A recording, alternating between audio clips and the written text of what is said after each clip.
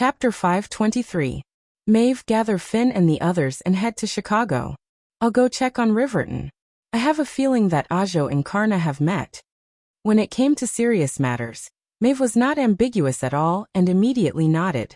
Wu-Ming opened a portal and walked in. After Maeve saw Wu-Ming leave, she reverted from a pretty girl to an incomparably domineering queen. She then gave an order to the Wu-Ming guards outside. All troops head to Chicago. Outside Riverton town, a dark purple teleportation gate appeared. Wu-Ming walked out. Although Wu-Ming was going to Riverton, Wu-Ming chose the place where he and Karna had parted. Wu-Ming looked in the direction Karna had left. Lightning and fire kept appearing in the sky there. Wu-Ming immediately took out his communication device and contacted Edison. Even if Karna and Ajo met, they wouldn't be able to determine the winner in a short time. Hello, this is Thomas Edison. The Lionhead's deep voice came from Wu-Ming's communication device. Listening to Edison's incomparably serious voice, Wu-Ming was amused.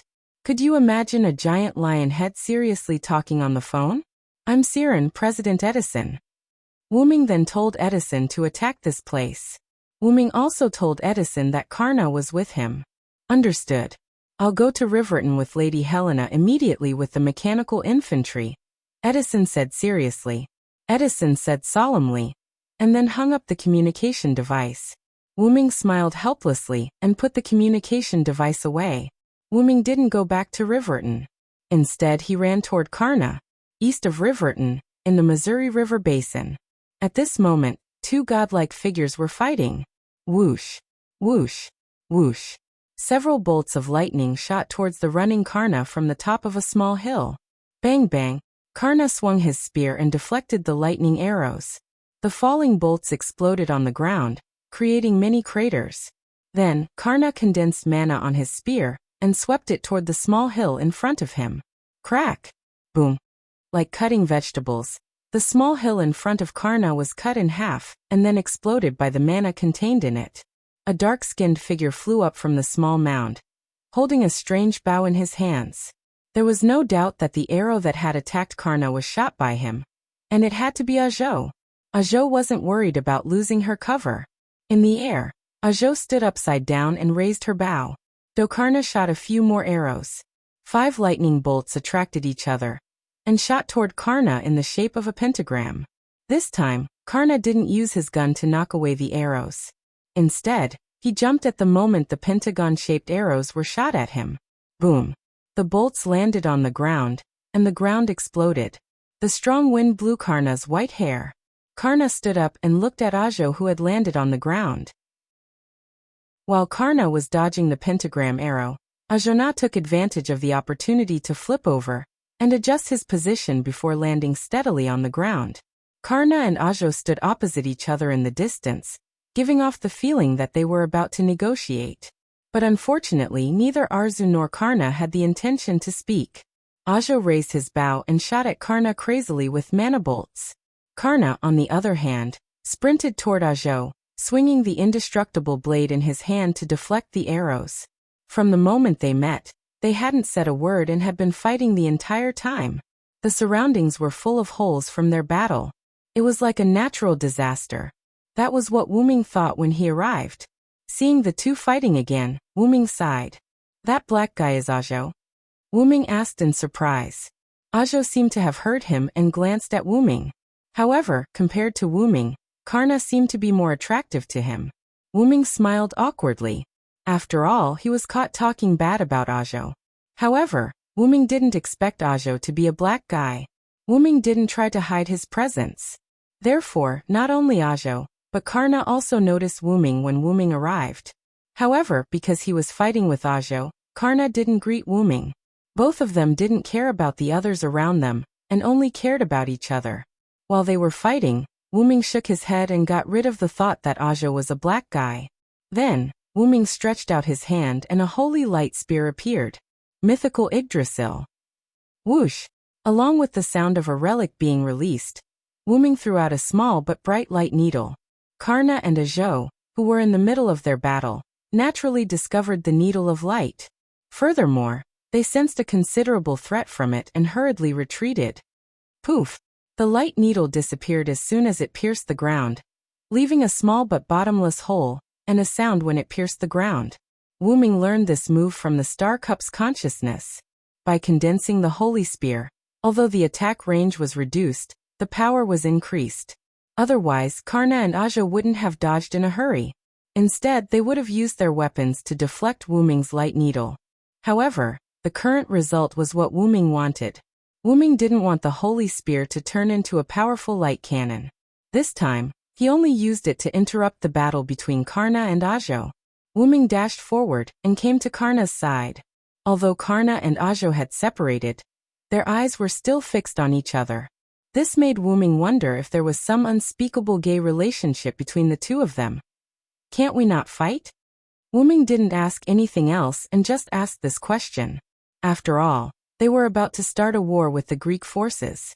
It would be difficult for them to lose a top fighter like Karna. I'm afraid not. Aja and I are mortal enemies. I don't want to fight, but it seems that Aja wants to defeat me. I'm afraid I can't help you. After hearing Karna's words, Wu Ming looked at Aja. Wu Ming saw that Aja's eyes were filled with strong fighting spirit and an incomparably persistent desire. It was obvious that he wouldn't let Karna go.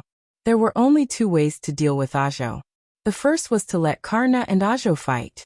After all, if Wu Ming forcibly took Karna away, Aja would definitely chase after him. Since Aja could join the Celtic side because of Karna, it wasn't impossible for him to join the Greek side because of Karna. The Greek side would definitely warmly welcome a powerhouse who only wanted to fight Karna. While Wu Ming was thinking, Aja was already impatient. What? You want to fight 2 against 1? Even if that's the case, it doesn't matter. Fight me, Karna.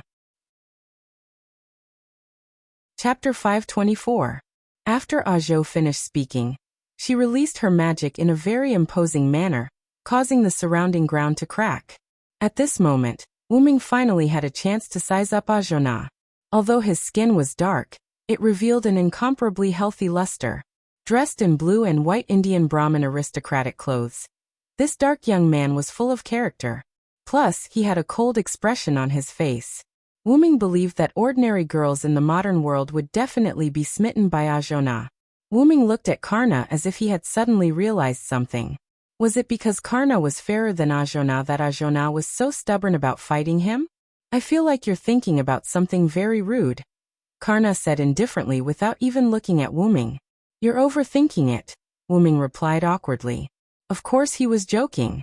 Wu Ming could understand why Aja was pestering Karna. They were evenly matched, but because the opponent was in a difficult situation, Aja, who had once sworn that he would not attack the opponent when the opponent was in a difficult situation, made his move. Even though Aja's guidance was involved, in the end, Aja still shot the arrow himself.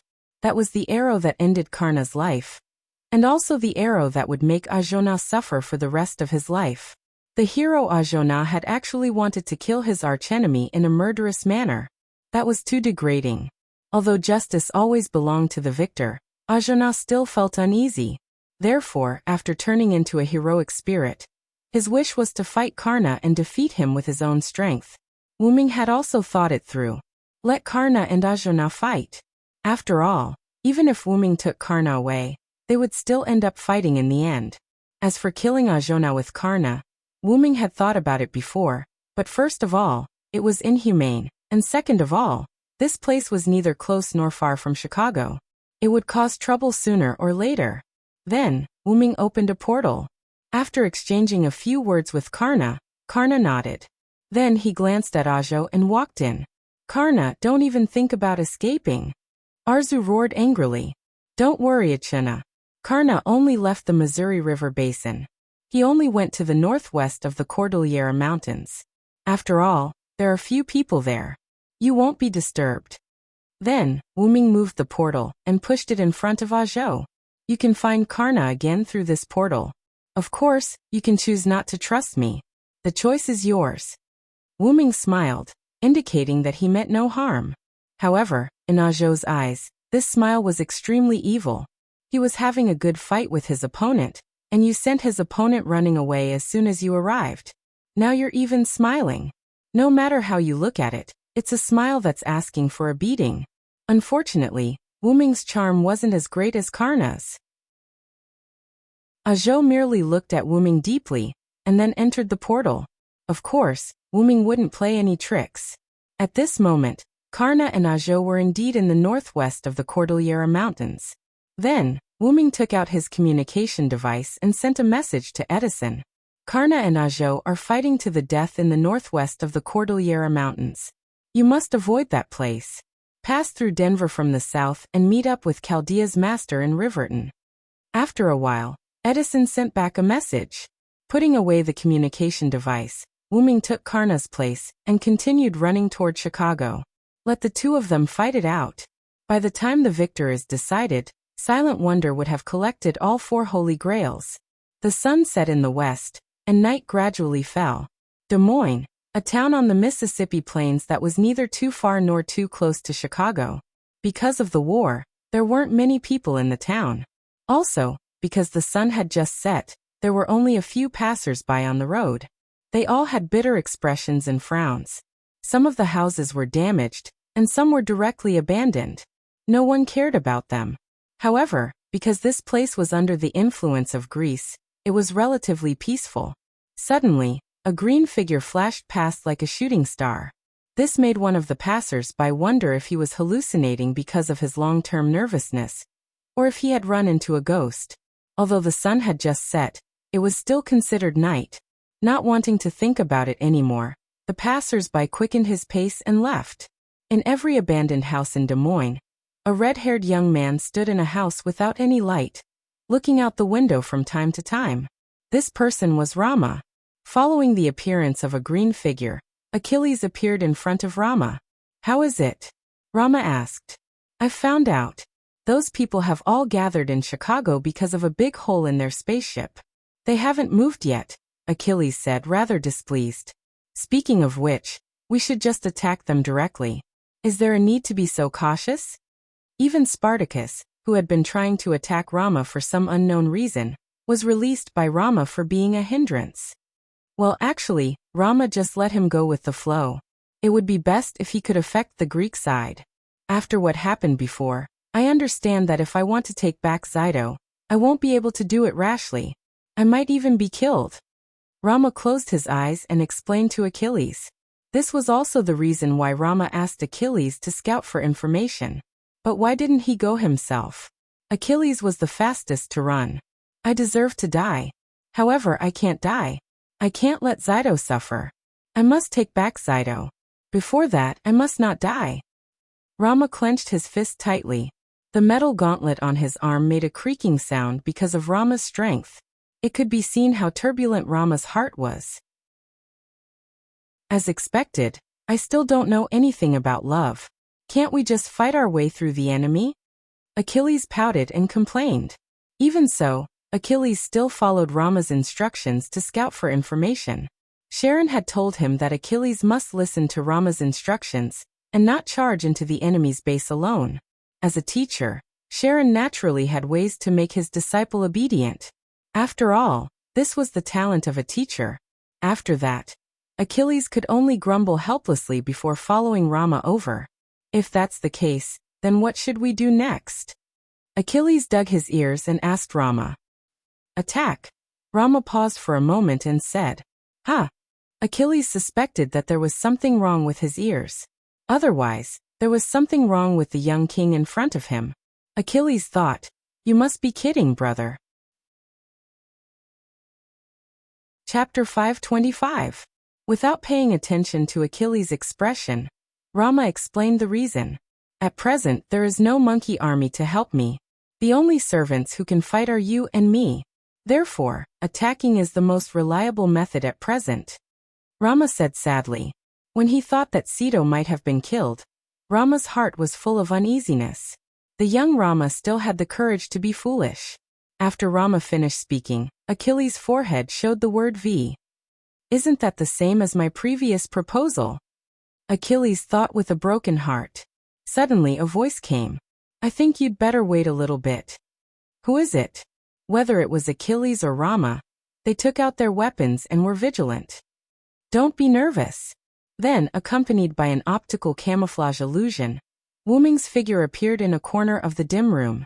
Wu-Ming said that the technology of the Mecha clan was still useful. It's you. Achilles was quite upset. Then he put down his meteor lance. The Celtic Saint King. Rama was surprised, but after seeing that it was Wu-Ming, he calmed down. After knowing that Wu-Ming was also a king, although it was a pirated version, Rama's impression of Wu-Ming became very good. Of course, a good impression was a good impression, and the fact that Wu-Ming injured him could be forgiven. However, Rama still remembered the crime of negligently allowing his men to imprison Sito. Although they reconciled, they still had to remember the grudge. This was the young King Rama's decision in the face of Sito's matter. Rama, who was like a child throwing a tantrum, was not noble. As long as it concerned Sito, then Rama would not give in. Why did you come here alone? Where is the master of Chaldea? After all, he was also Rama's savior, so Rama naturally cared about him. Don't worry, Edison has agreed to join forces with us. On the way back, we have joined forces with Karna to eliminate the Shitendaji who had gathered in Japan. Then, Wu-Ming briefly explained to the two of them why Karna was a member of the United States, what they had been doing during this period of time, and their next plan. I didn't expect Lancer to join Edison's camp. Life is really unpredictable. Achilles sighed. In the previous memory, they were clearly teammates, but in the end, they became enemies again. But in any case, because of the alliance, they became teammates again. That person is a hero who gave alms. It's not strange for him to have such decisiveness, Rama said calmly. Although he and Karna did not come from the same story, Rama knew quite a bit about the hero who gave alms. But I didn't expect the heaven-bestowed hero Ajo to appear at this singularity. Rama shook his head. Because of Wu-Ming's explanation, the two also knew that Ajona had been fighting Karna all this time. They both sighed with emotion. Not only did Rama temporarily lose a combat power, but he also sighed that these two old enemies who loved and hated each other could appear at this singularity at the same time. That's why this is the Holy Grail. Such a miracle can also happen. Achilles smiled softly, thinking about how he and Sensei appeared together. After hearing Achilles' words, Wu-Ming smiled. Because of this, Rama, you can also meet Sito at this singularity, just like Karna and Ajo. These were all miracles brought about by the Holy Grail. Rama did not deny it at all and nodded seriously. Although I still can't meet Sito, as long as I know that she's still on this continent, I feel extremely at ease. Because Rama intervened in the Battle of the Monkeys and killed the enemy monkey, the dead monkey's wife put a curse on him. Even if you take back your wife, you can't really meet her. Because of this parting curse, Rama and Sito were separated again in the end, and it was a separation of life and death. This curse still accompanied the two. As long as they were too close to each other, one of them would gradually become weak, faint, and lose power until one of them left. Even if there's a curse, I will definitely find Sito. Rama said angrily. Even with such a curse, Rama still pursued Sito without hesitation, even if it meant death. If that's the case, then you should listen to me and wait for a while. During Wu-Ming's explanation, he also told the two of them about the joint attack of the American forces, the Lone Follower forces, and the Celtic forces on the remaining two forces. If that's the case, I can wait. Anyway, I've been waiting for a day. Rama put away the eternal blade and sat cross-legged on the ground. Tisk, really, both of them are so difficult to understand. Achilles complained as he walked to another room. Wu-Ming smiled helplessly, although he asked Romodi, by the way, why didn't I see Spartacus? Wu-Ming found Rama and Achilles through mana perception, but Wu-Ming didn't find Spartacus' mana in the surroundings. Could it be that he was already killed? Wu-Ming thought mischievously. That traitor, I have already banished him. Rama answered Wu-Ming rather unhappily. Banished? Could it be that Spartacus was attracted by the king follower and attacked Rama, but was then driven away by Rama? Wu-Ming looked at Rama's rather unhappy expression and thought that it must be so. Forget it, I'll go find him. I don't want him to ruin my plan. After that, Rama and Achilles continued to stay in Des Moines, while Wu-Ming left and embarked on the path to find the traitor. Although Spartacus' dexterity was D, even so, he was much faster than ordinary people. Therefore, he must hurry up and find him. If he was discovered or even captured by the Greek forces, although it wouldn't cause a big impact, he was afraid that he would be used against Wu Ming and the others. First of all, Wu Ming looked for traces of Spartacus near Chicago. Of course, Wu Ming activated the Triumph armor and the assassin mode, so it wasn't easy to find him. Then he found some traces of Spartacus. Could it be that he was really captured? Wu Ming said helplessly.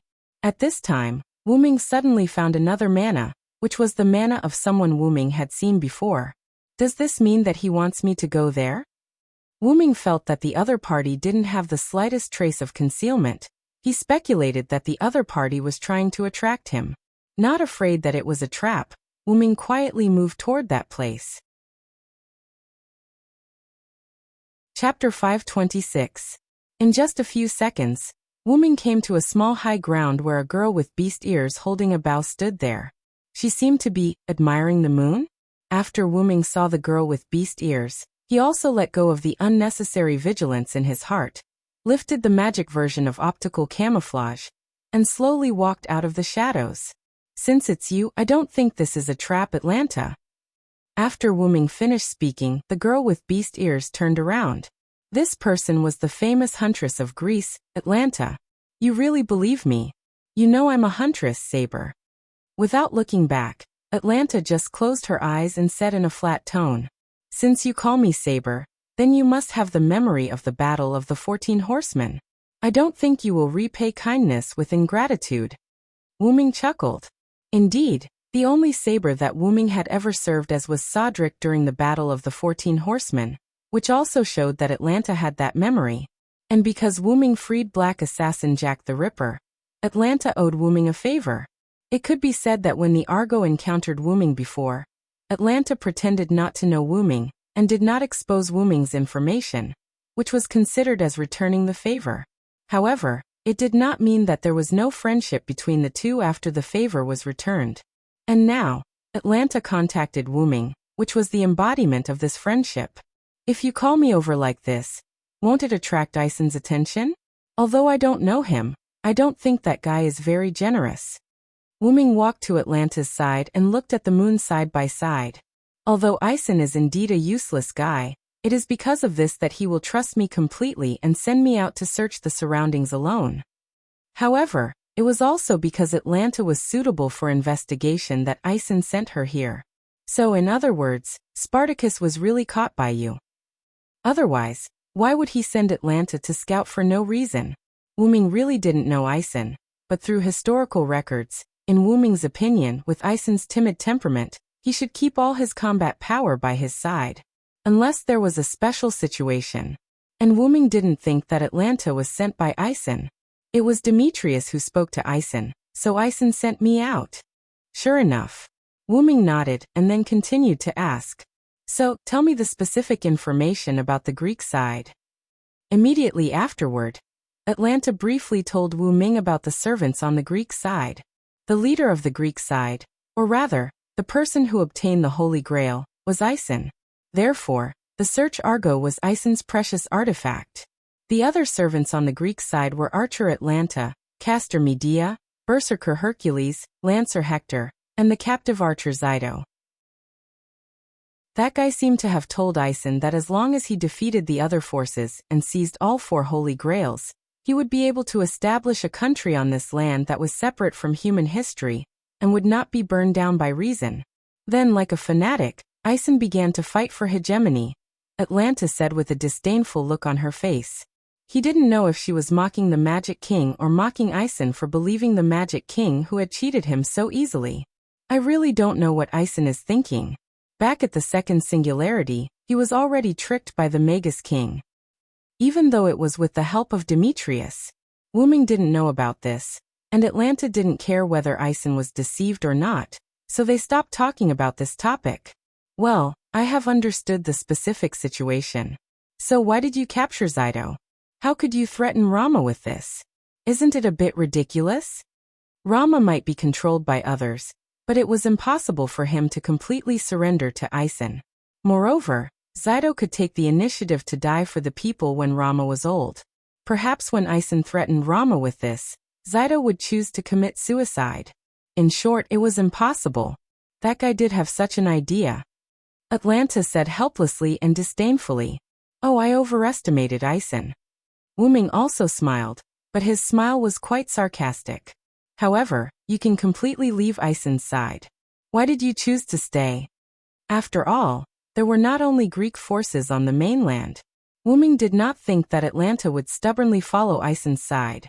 Atlanta was not a good person, but in the face of righteousness, she would not choose to follow Ison's side. Indeed, when I was in Oceanos, I left Ison's Argo, but this time is slightly different. Atlanta shook her head. As a person who once participated in the Argo, when I was summoned by Ison using the Holy Grail, I was bound to his Argo. I can't leave this side. To put it simply, there was a master who didn't have a command seal. But this is not the whole reason. The main point is that Ison has a way to summon the demon god pillar. Wuming frowned. Shitendaji, who held the Holy Grail, also summoned the demon god pillar. Could it be that servants with the Holy Grail could summon the demon god pillar? Then could Maeve, who held the original Holy Grail of this singularity, also be able to, using the Holy Grail? You can use a servant's spiritual base to summon a demon god pillar, but the summoned demon god pillar is more like a possession than a summon. Atlanta continued. Possession?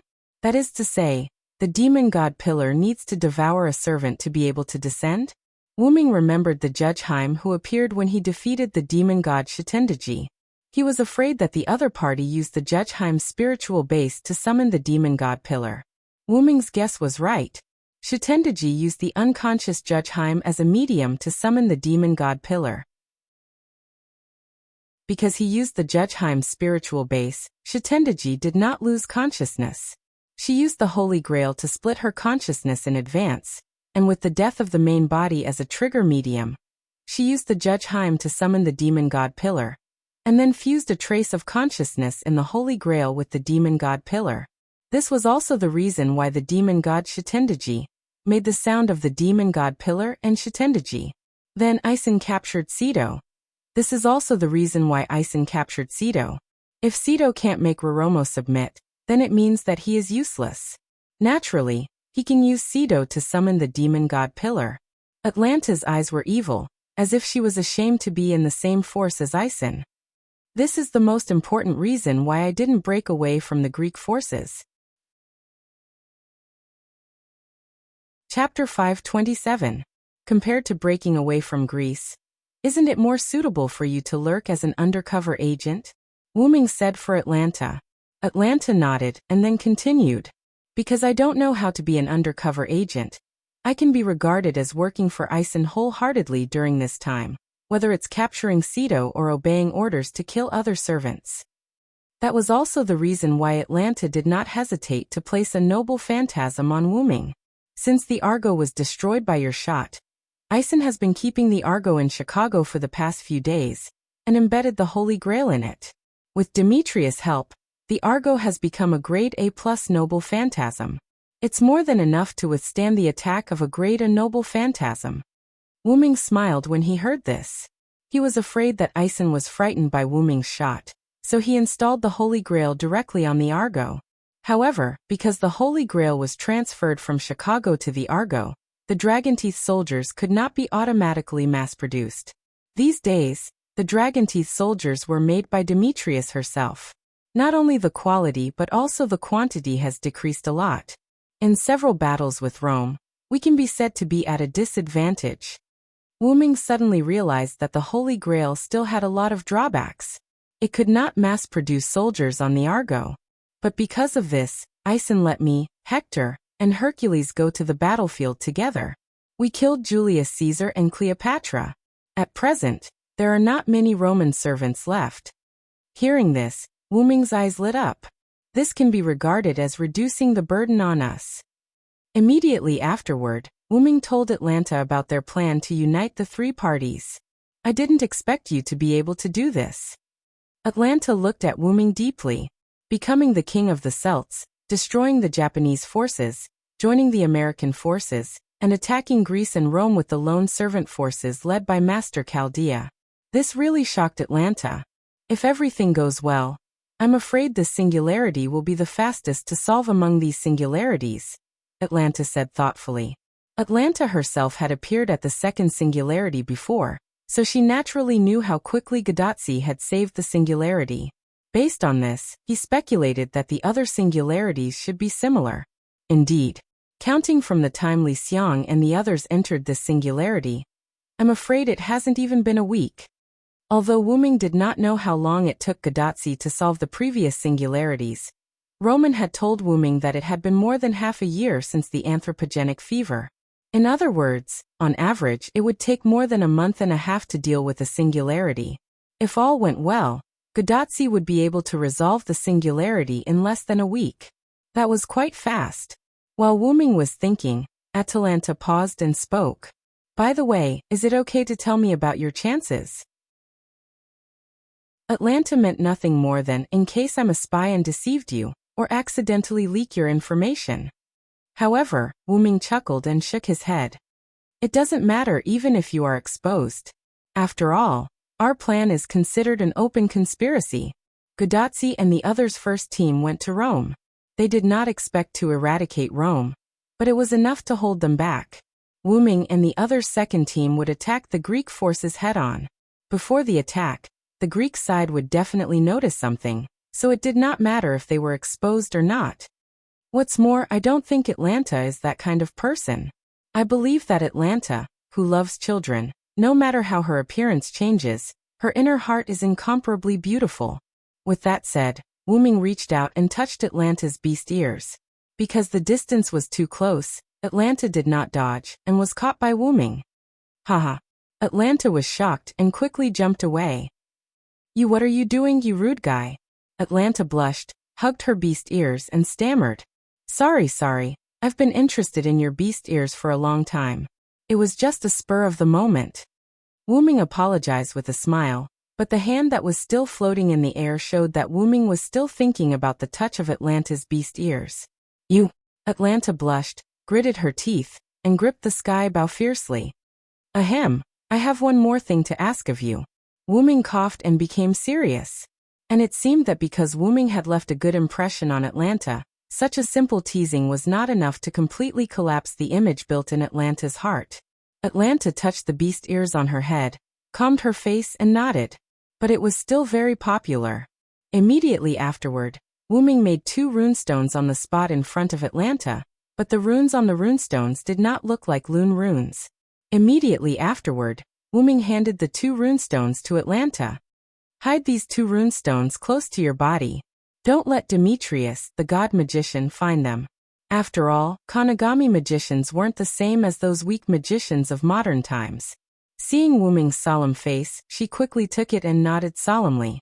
Then, because of the physical contact when she took the runestones, Atlanta blushed again. Even the night could not cover it. After all, there was moonlight. And with the pretentious serious expression, Atlanta was very cute at the moment.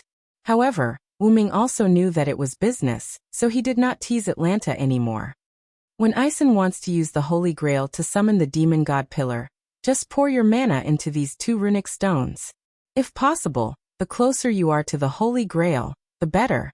Of course, I won't force you. Wu Ming instructed in a joking manner. I know. If there is nothing else, I will leave first. After Wu Ming nodded, Atlanta took 2 steps, but for some reason, she stopped again. By the way, Demetrius may have become the master of Spartacus. You know his noble phantasm. That self-explosion is not a joke.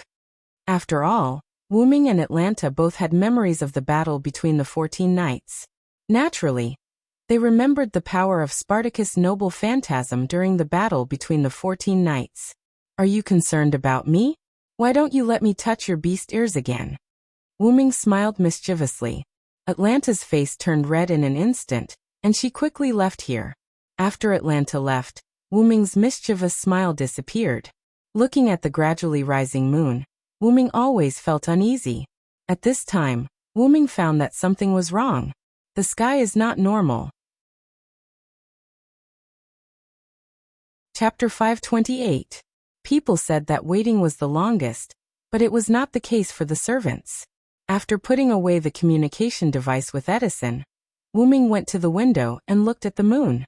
At that moment, the moon had reached the western sky. It should be 2 or 3 o'clock in the morning.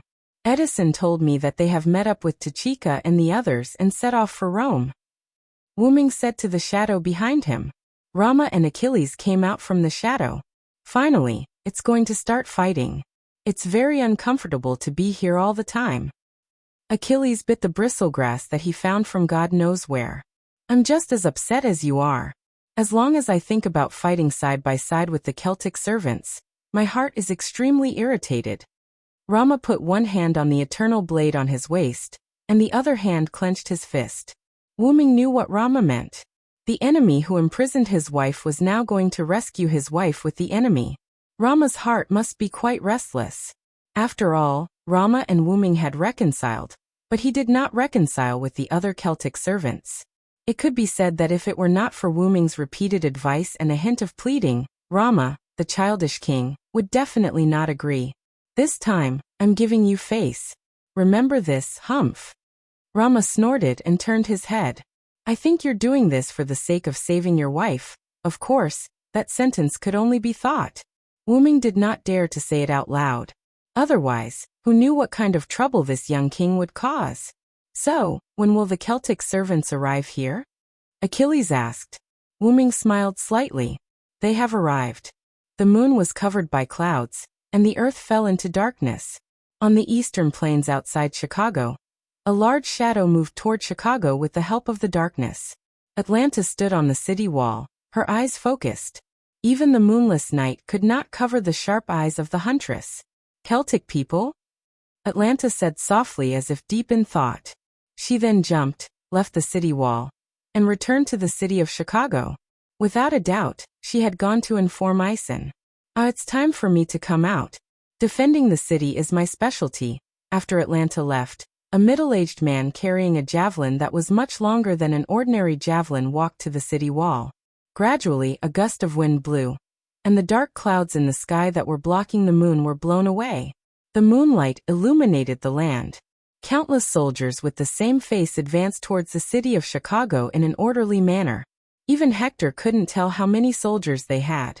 The only two things that stood out from the rest were the 3 servants with weapons in their hands at the front of the army, and the luxurious ox cart pulled by 2 divine bulls in the middle of the army. I didn't expect Queen Maeve to personally come to the battlefield. Hector scratched the back of his head, seemingly feeling helpless about the situation. Even though Greece had always been at war with Rome, it did not mean that they had never fought with the Celts. In fact, what Wu Ming didn't know was that whether it was the Celts, Greeks, or Romans, they had killed or injured each other.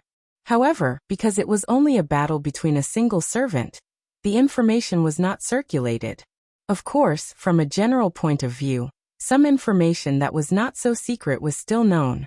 For example, the leader of the Celts was Maeve, because she never deliberately hid herself and even publicized it.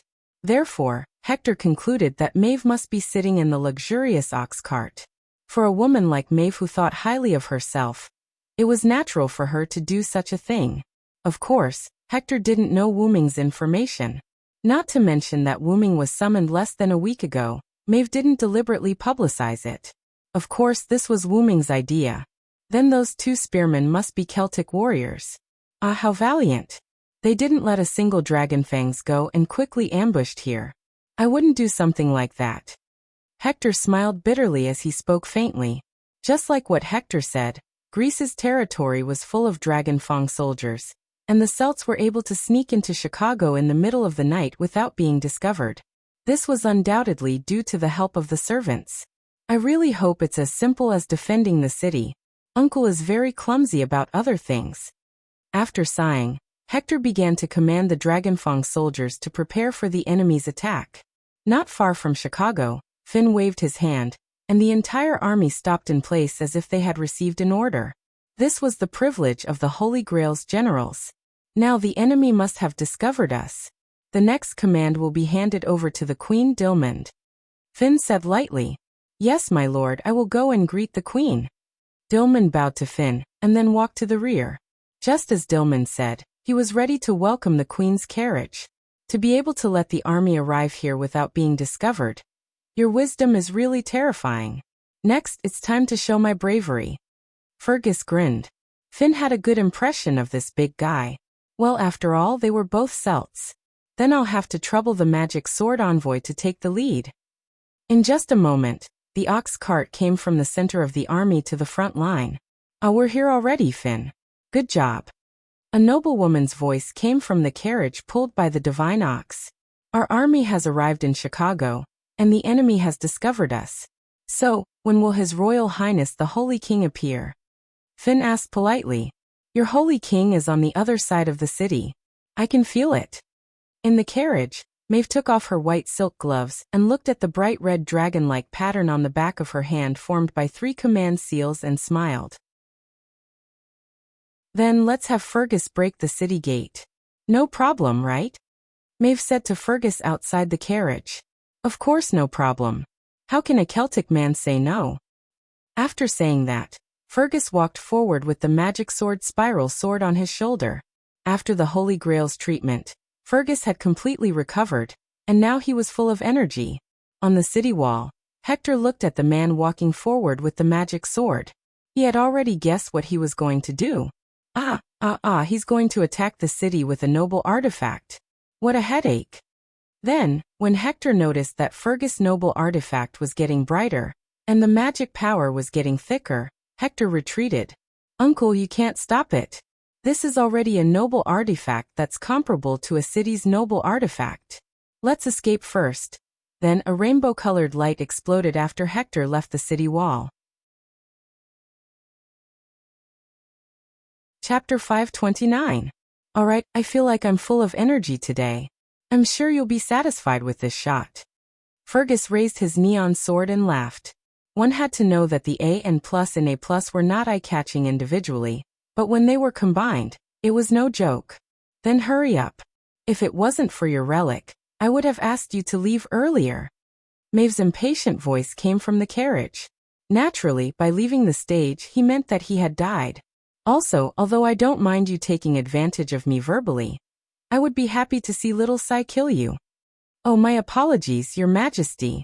Don't worry, I'm sure His Majesty will be satisfied with this shot. I hope so.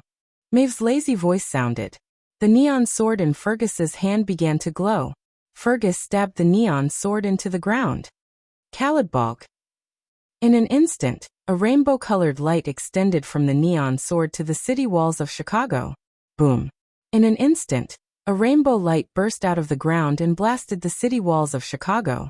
Countless Dragonfang soldiers were directly destroyed and turned into dust.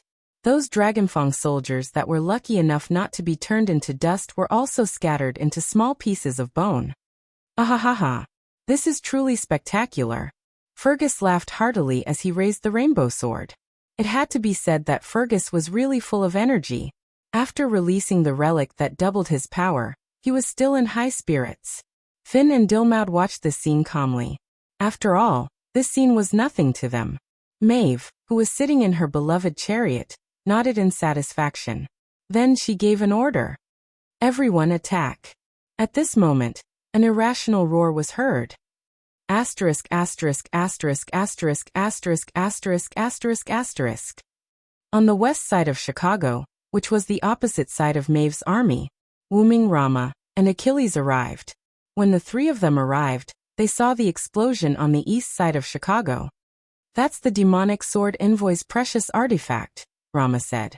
The person who understands a person the best is not his friend, but his opponent. Back then, Rama had fought Fergus to the death for the sake of Cedo. Naturally, he knew about Fergus' noble artifact. That should be the case. Fergus' noble artifact was still vivid in Rama's mind. To be honest, I originally wanted to end that guy directly.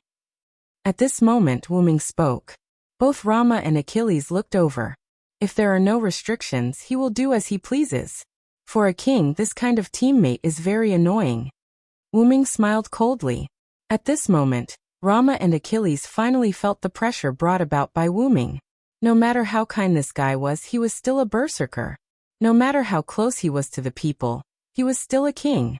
All in all, Wuming was not a kind man. He would not hesitate to do things that would bring him enough benefits. However, Wuming still had his own bottom line. As the origin dragon, Wuming would definitely become 10,000 times more noble than Gaia Alea in the future. He was destined to never be the same as an ordinary person, which was why he treated everything with reason. That was why people often said that the heavens were heartless. Moreover, have you ever seen Wuming hesitate or worry when he killed someone? Although it was a pity, why would a human feel sad when he crushed an ant to death? That was the reality. Take Nazalik for example. The people in it were all demons. If it was not for Wuming deliberately suppressing them, they would have been destroyed. However, Wuming would still not do anything to them.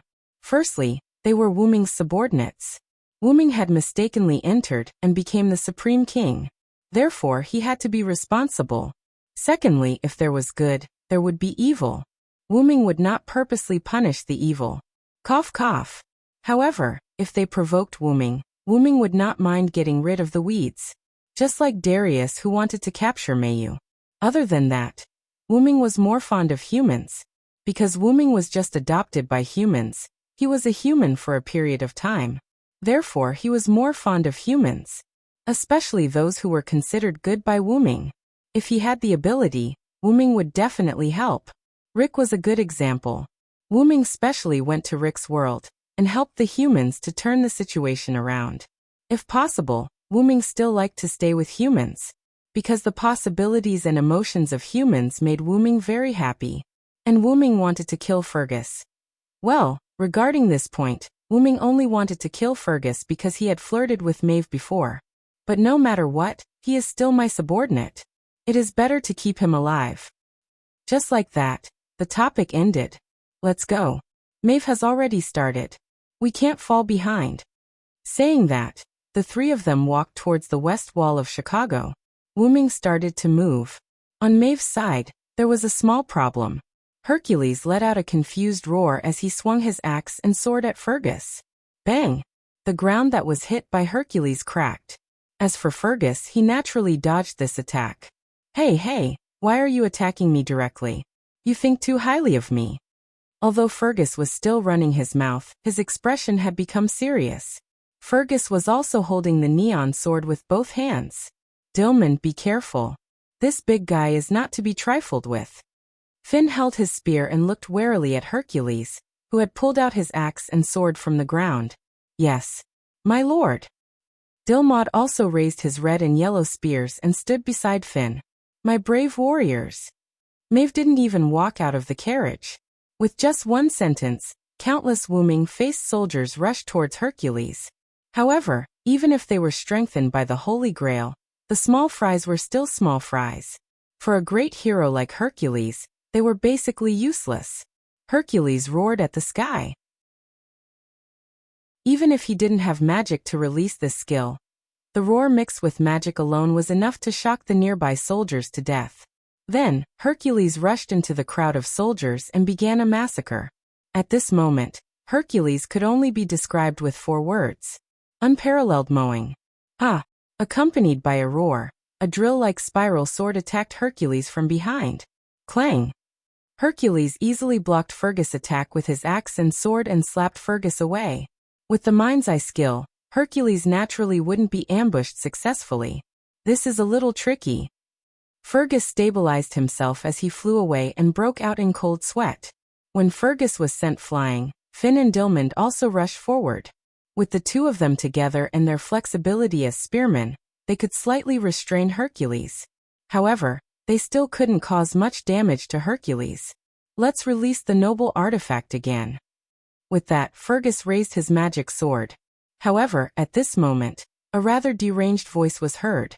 Ahahaha, oppressor! Oppressor! Chapter 530. In the west of Chicago, because Maeve was attracting attention in the east of Chicago, Wuming's side was relatively smooth. Achilles stopped his chariot, and the 3 immortal horses that pulled the chariot snorted. On the city wall, there was no one. All of them were Dragon Fang soldiers. Now these Dragon Fang soldiers had all fallen to the ground and turned into ashes. Even my chariot can't stop them. Sure enough, the small fries are not interesting. There was no doubt that these were all done by Achilles, who had just stopped the chariot. Besides, Achilles also descended as a rider. Achilles' chariot was still too strong for these Dragonfang soldiers. Or rather, the Dragonfang soldiers were too weak. What's more, these Dragonfang soldiers were likely to be made by Demetrius, not the enhanced version of the Dragonfang soldiers mass-produced by the Holy Grail. Immediately afterward, Wuming and Rama got off the chariot. The two finally experienced the thrill of racing an ancient chariot. At this time, an arrow emitting turquoise magic power shot over. Bang dash! Rama held the indestructible blade and deflected the arrow with A-level strength. The three of them looked at the roof of the house not far away, and Atalanta was aiming her bow here. That is, big sister. Achilles' expression darkened. After all, when he was in the 14th rider, he had a good relationship with Atalanta, and Achilles didn't really want to attack Atalanta. Oh really? Why are there so many people tonight? I don't have the energy to entertain you all. A voice that was more boring than Roman came. Hector, carrying his long javelin, appeared from the shadows of the city. Hector. This was Achilles' second surprise after Atalanta. He didn't expect it to be someone related to him. In the famous Trojan War, Hector's defense was invincible, and the enemy was defeated. The Trojan side was not far from victory. After that, Achilles went to the battlefield to fight Hector one-on-one. Although Hector broke his immortality, Hector still lost. As a result, the Trojan side gradually lost. It could be said that if there was no Achilles, Hector would not die, and he would not fall into the Trojan horse trap, and the Trojan side would probably win. But there were no ifs, and now, the two old rivals of the Trojan War were reunited here. Isn't this Achilles? I didn't think that we would become enemies again. Sure enough, the Holy Grail is really a magical thing. Hector didn't think that he would be able to see Achilles, and he was also shocked. I'll deal with this guy. Achilles said to Wuming and Rama riding on his meteor chariot. Said chariot, but said chariot, said chariot, said chariot, said chariot, said chariot, said. Said chariot, said chariot, he said chariot, and said he said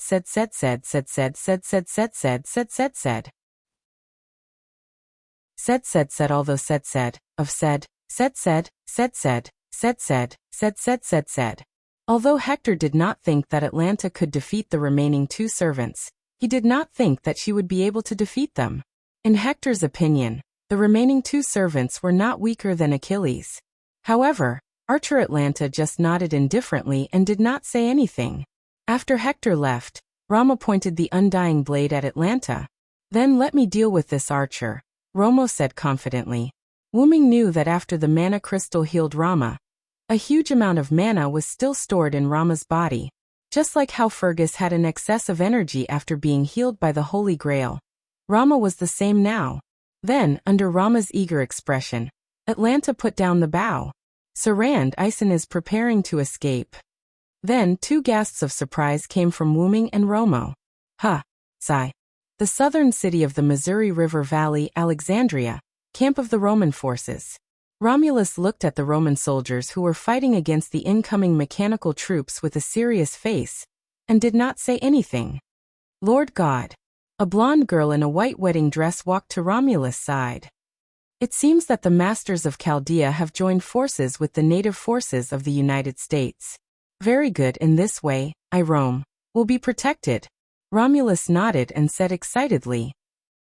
However, Nero did not understand what his god was talking about. My sons Caesar, Caligula, have left. Now all of our servants, Rome, have left. Romulus said to the pure bride, who asked Rome to summon emperors this time. How mysterious would the emperors be? It was expected that they would leave.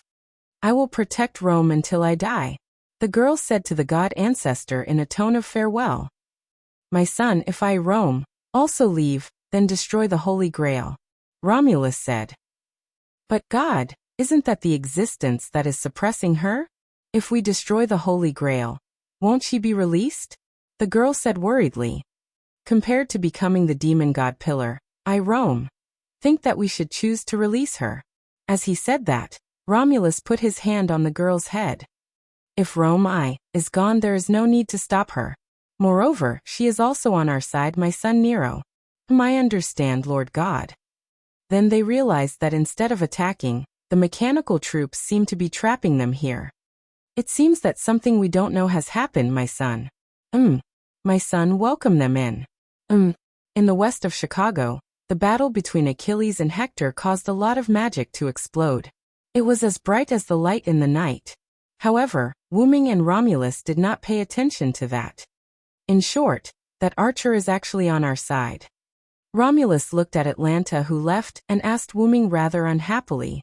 He wanted to fight for a long time. In the end, he finally met an enemy that he thought he could fight, but it turned out to be a spy on his side. In short, it's a good thing to subdue the enemy without fighting. Wuming smiled and patted Romulus on the shoulder, indicating that he was more open-minded. Of course, I understand that, Romulus said unhappily. Then next, we need to wait, right? Wuming walked to the edge of the city wall and said jokingly. We can also watch Achilles fight Hector to relieve our boredom. Wuming showed a mischievous smile. Oh. Romulus was speechless. Chapter 531. Ahahaha. Oppressor. Spartacus laughed wildly, and used his seemingly ordinary iron sword to madly charge into the crowd of soldiers. At this moment, Maeve had already retreated to the back of the soldiers. Or it should be said that the soldiers were constantly moving forward.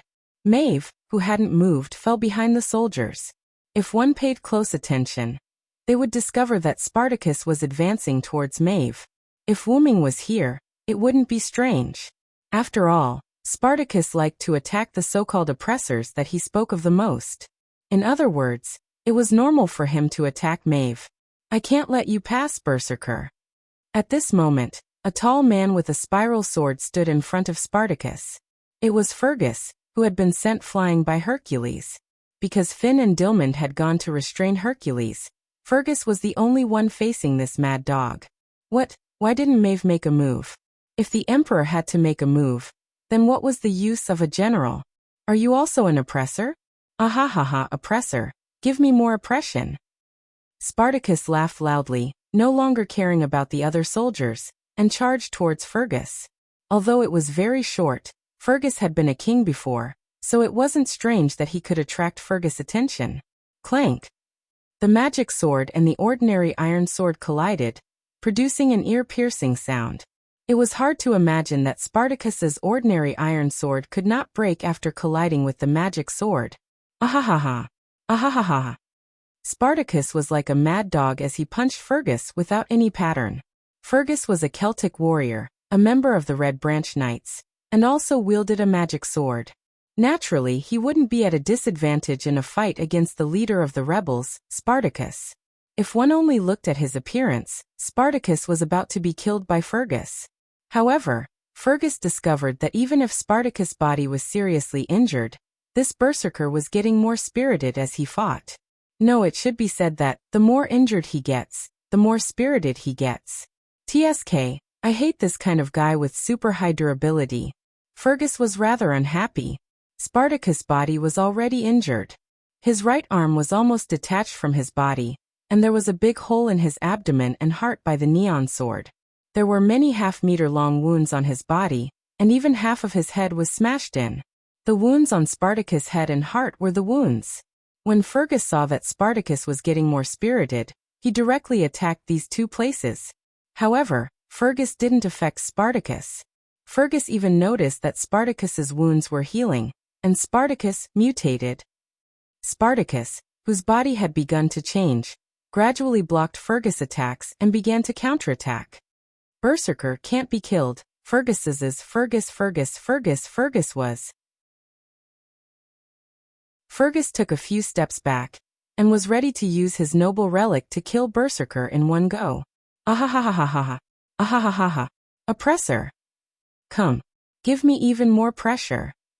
However, Spartacus didn't give Fergus a chance. He was really like a mad dog, entangling with Fergus.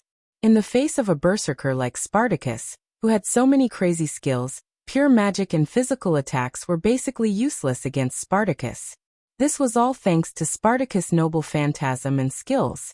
The glory of being abused. B+ when the magician healed Spartacus, the amount of magic consumed was a quarter of the original amount. The more serious the attack, the more spirited Spartacus was until he brought out all his hidden strength. After a certain period of time, the injuries would be gradually healed. Unyielding will. No matter what kind of pain and despair he faced, he would not give in.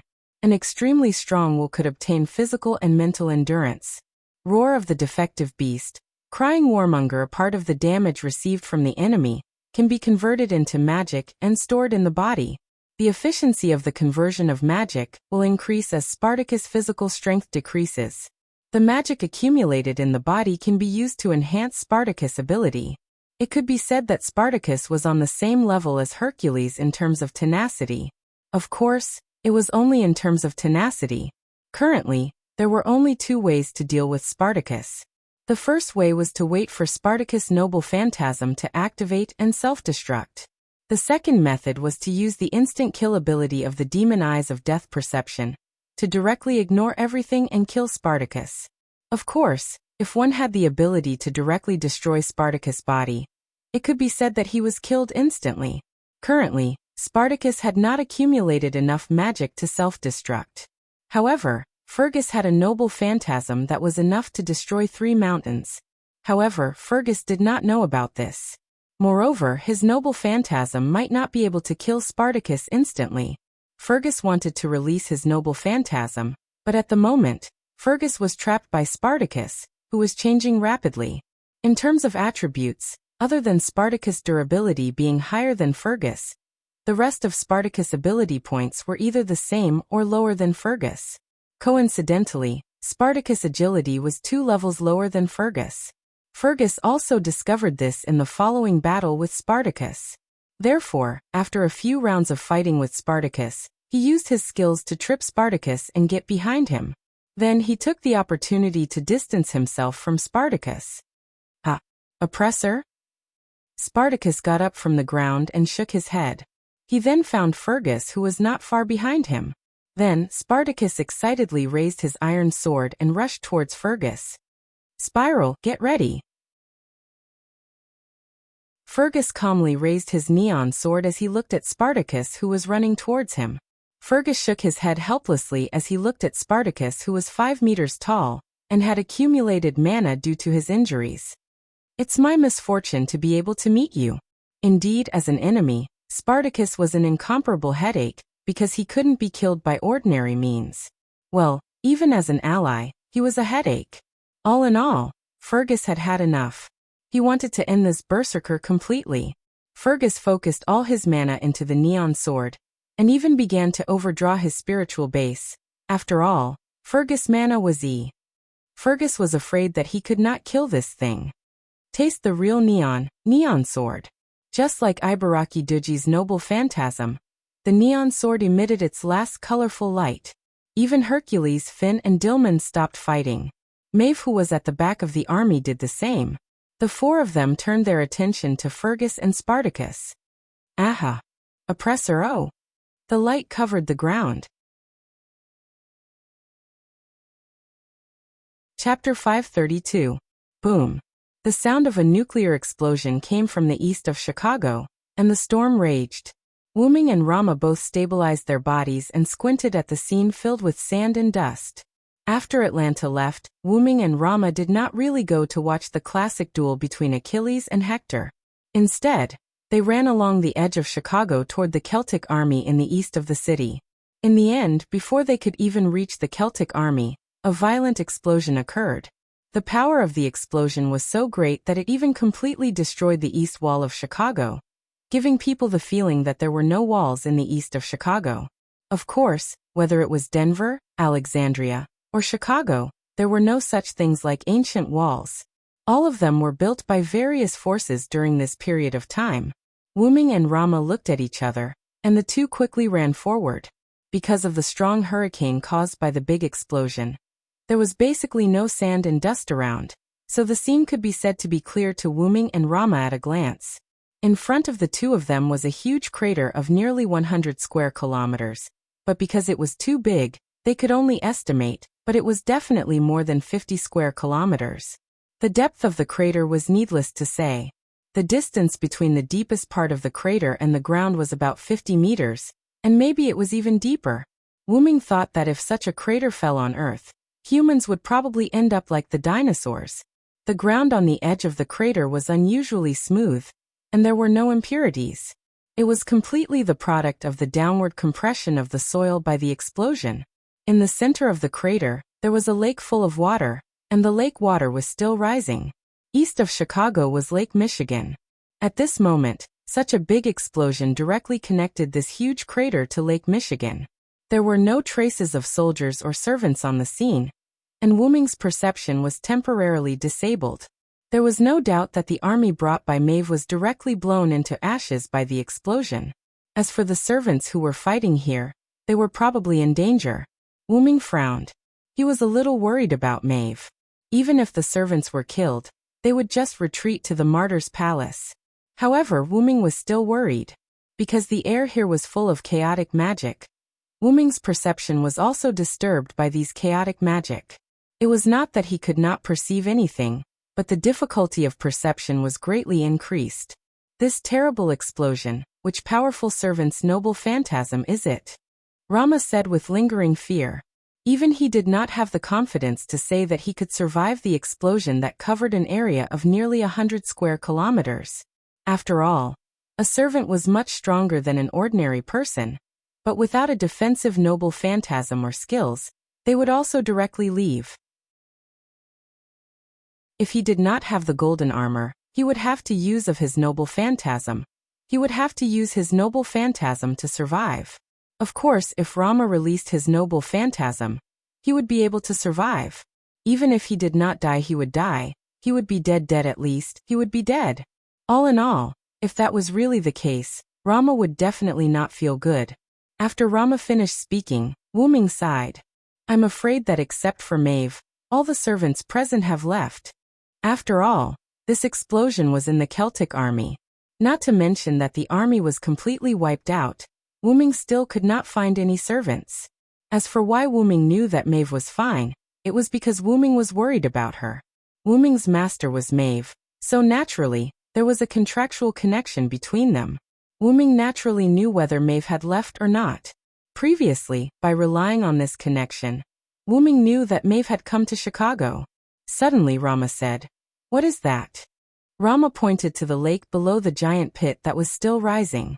Wuming followed Rama's gaze. In the middle of the lake, a large rock that was emitting red light floated up. However, Wuming always felt that the stone with red light was so familiar. Oh my God, that was not a stone with red light. It was clearly Hercules who was activating the 12 trials, God hand. It was said that Spartacus was difficult to deal with, but compared to Hercules, it was simply insignificant. Hercules's 12 trials, God hand, could be said to be a real resurrection. Even if his head was chopped off, or his whole body was crushed, as long as the noble phantasm was activated, Hercules's whole body would be like steel that was just out of the furnace, emitting red light, and began to reconstruct his body. Not to mention, it would also increase the resistance of the cause of death. Hercules was the real difficult to deal with. Wuming fought for a whole day to retrieve Hercules's Berserker class card. In Winterwood City, the new 7 Knights and the Dark King Arthur had to work together to kill Hercules. From this, one could see how tenacious Hercules was. Fortunately, Hercules was a berserker. Otherwise, if Hercules knew how to use his brain, it would be a disaster. In an instant, Wuming flew up and rushed to Hercules, who was still recovering his body. Rama did not stop Wuming. In Rama's opinion, facing an enemy, one should be ruthless, not to mention that this was a servant from Greece. However, this would disappoint Rama. Wuming would not waste his effort to kill Hercules. Not to mention how difficult it was to kill him. Moreover, now was not the time to waste on him.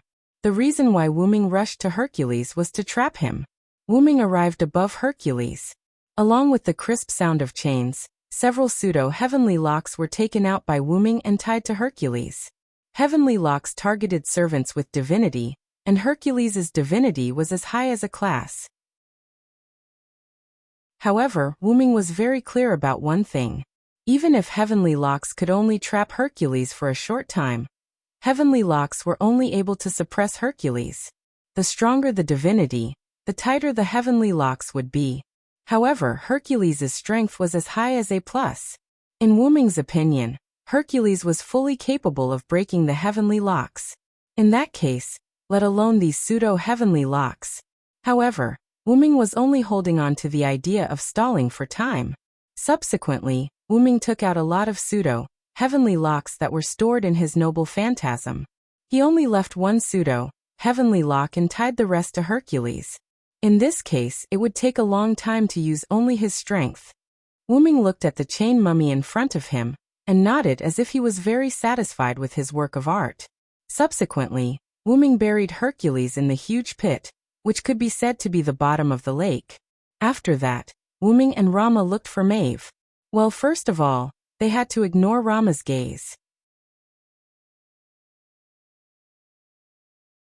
Chapter 533.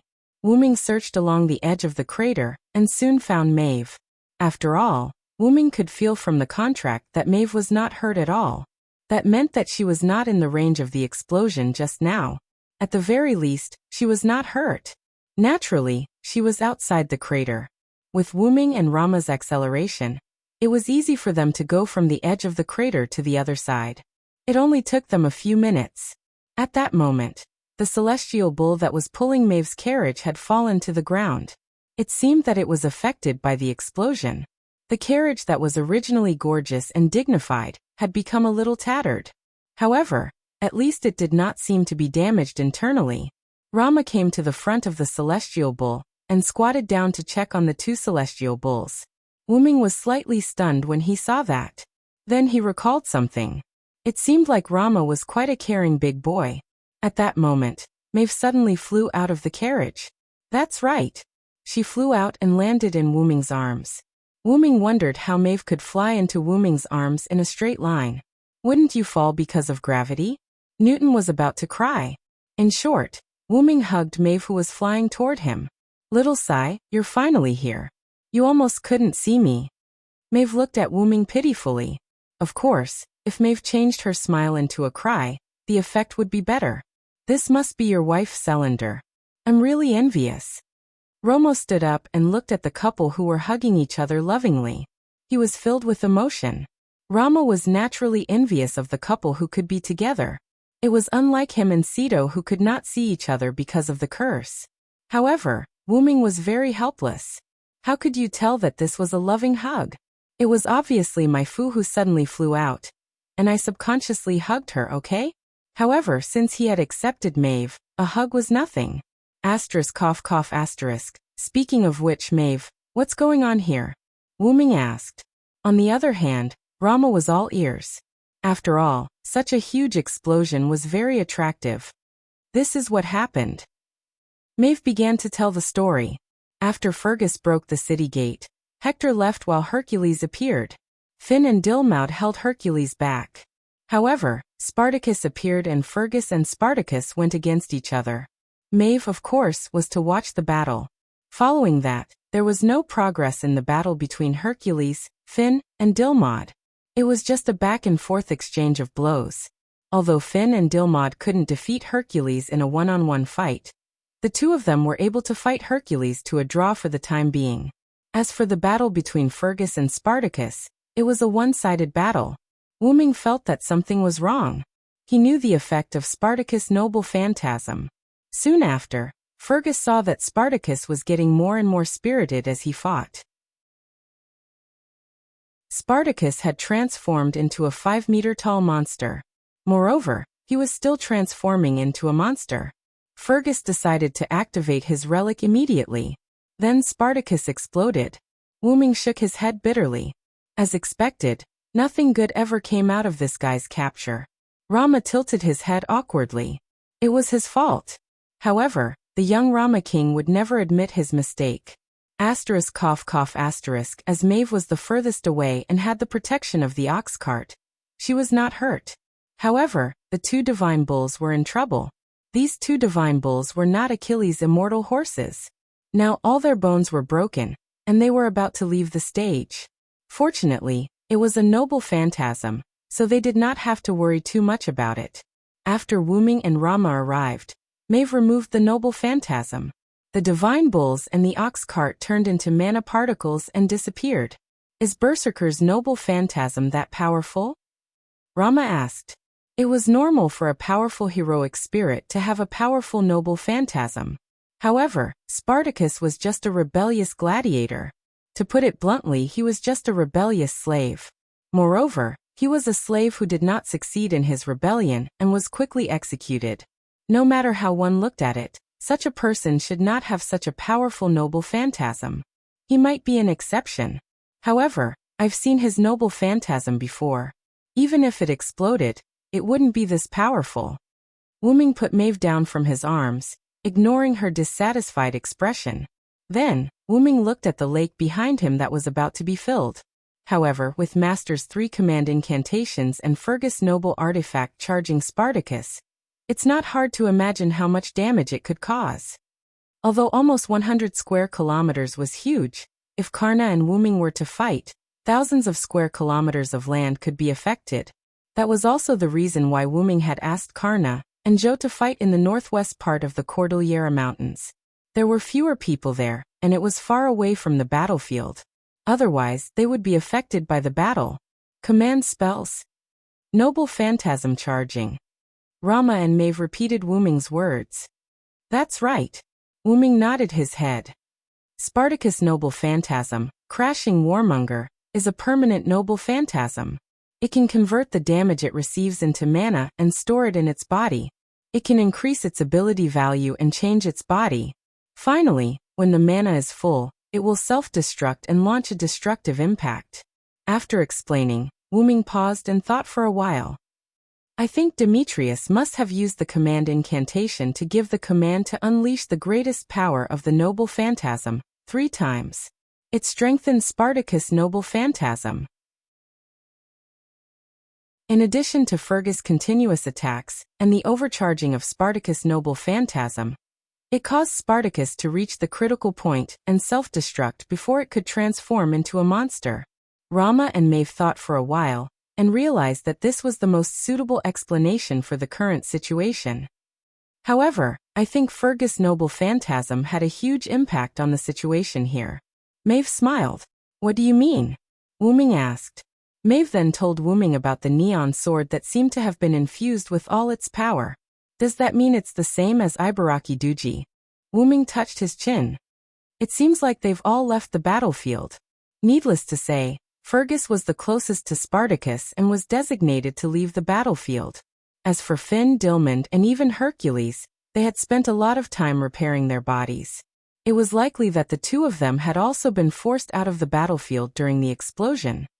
Don't we need to care about Hercules? Rama asked. He knew that Wu Ming did not kill Hercules. He only tied Hercules up and buried him. Don't worry about that guy for now. He's no different from leaving the battlefield.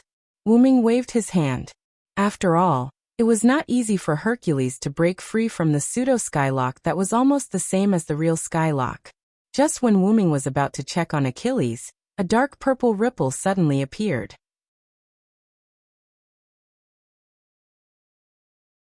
Chapter 534.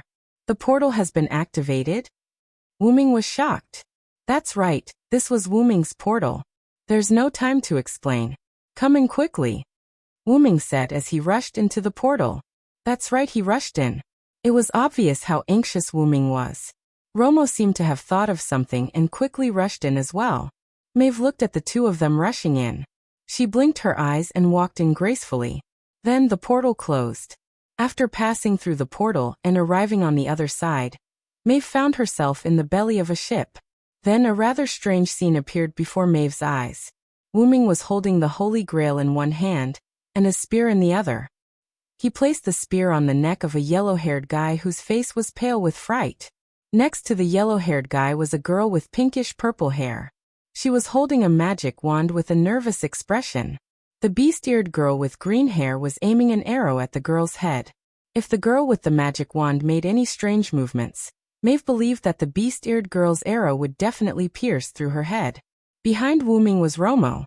However, at this moment, Romo was holding a girl who looked almost exactly like him. Rama's face was filled with nervousness as he kept calling out names like Sito Sito. However, from the looks of it, Romo seemed to be unable to see the girl at all. He was like a blind person who could only rely on touch. However, from the looks of it, there seemed to be a problem with Romo's perception. Although on the surface, Romo could accurately touch Sito, at this moment, Romo gave off the feeling that he was touching air. As for the girl who seemed to be called Sito, she was already unconscious. This made my Fu daydream. If that girl was me, would Xiao Sai be as anxious as she is? This was a girl's heart. However, Wu Ming was not paying attention to Maeve at the moment, and did not know what she was thinking. Wu Ming was only paying attention to the yellow-haired guy. In any case, you're someone who entered the martyr's palace. Can't you have a little backbone? With that, Wu Ming rubbed the tip of his spear on Aisen's neck. However, Wu Ming's result was Aisen's howl. Squeak squeak. Aisen's face turned pale and his hands were still trembling. Don't kill me, Aisen said in a trembling voice. Looking at Aisen in such a state, Medea or Lily looked at Aisen with worry and disappointment. Sir Aisen. After seeing such a traitorous witch, Wu Ming finally understood why Medea, who was abandoned by Aisen, would choose to follow him again. Because Medea was in the form of a girl's dream of a girl. Wu Ming shook his head. A guy like that was not worth his time.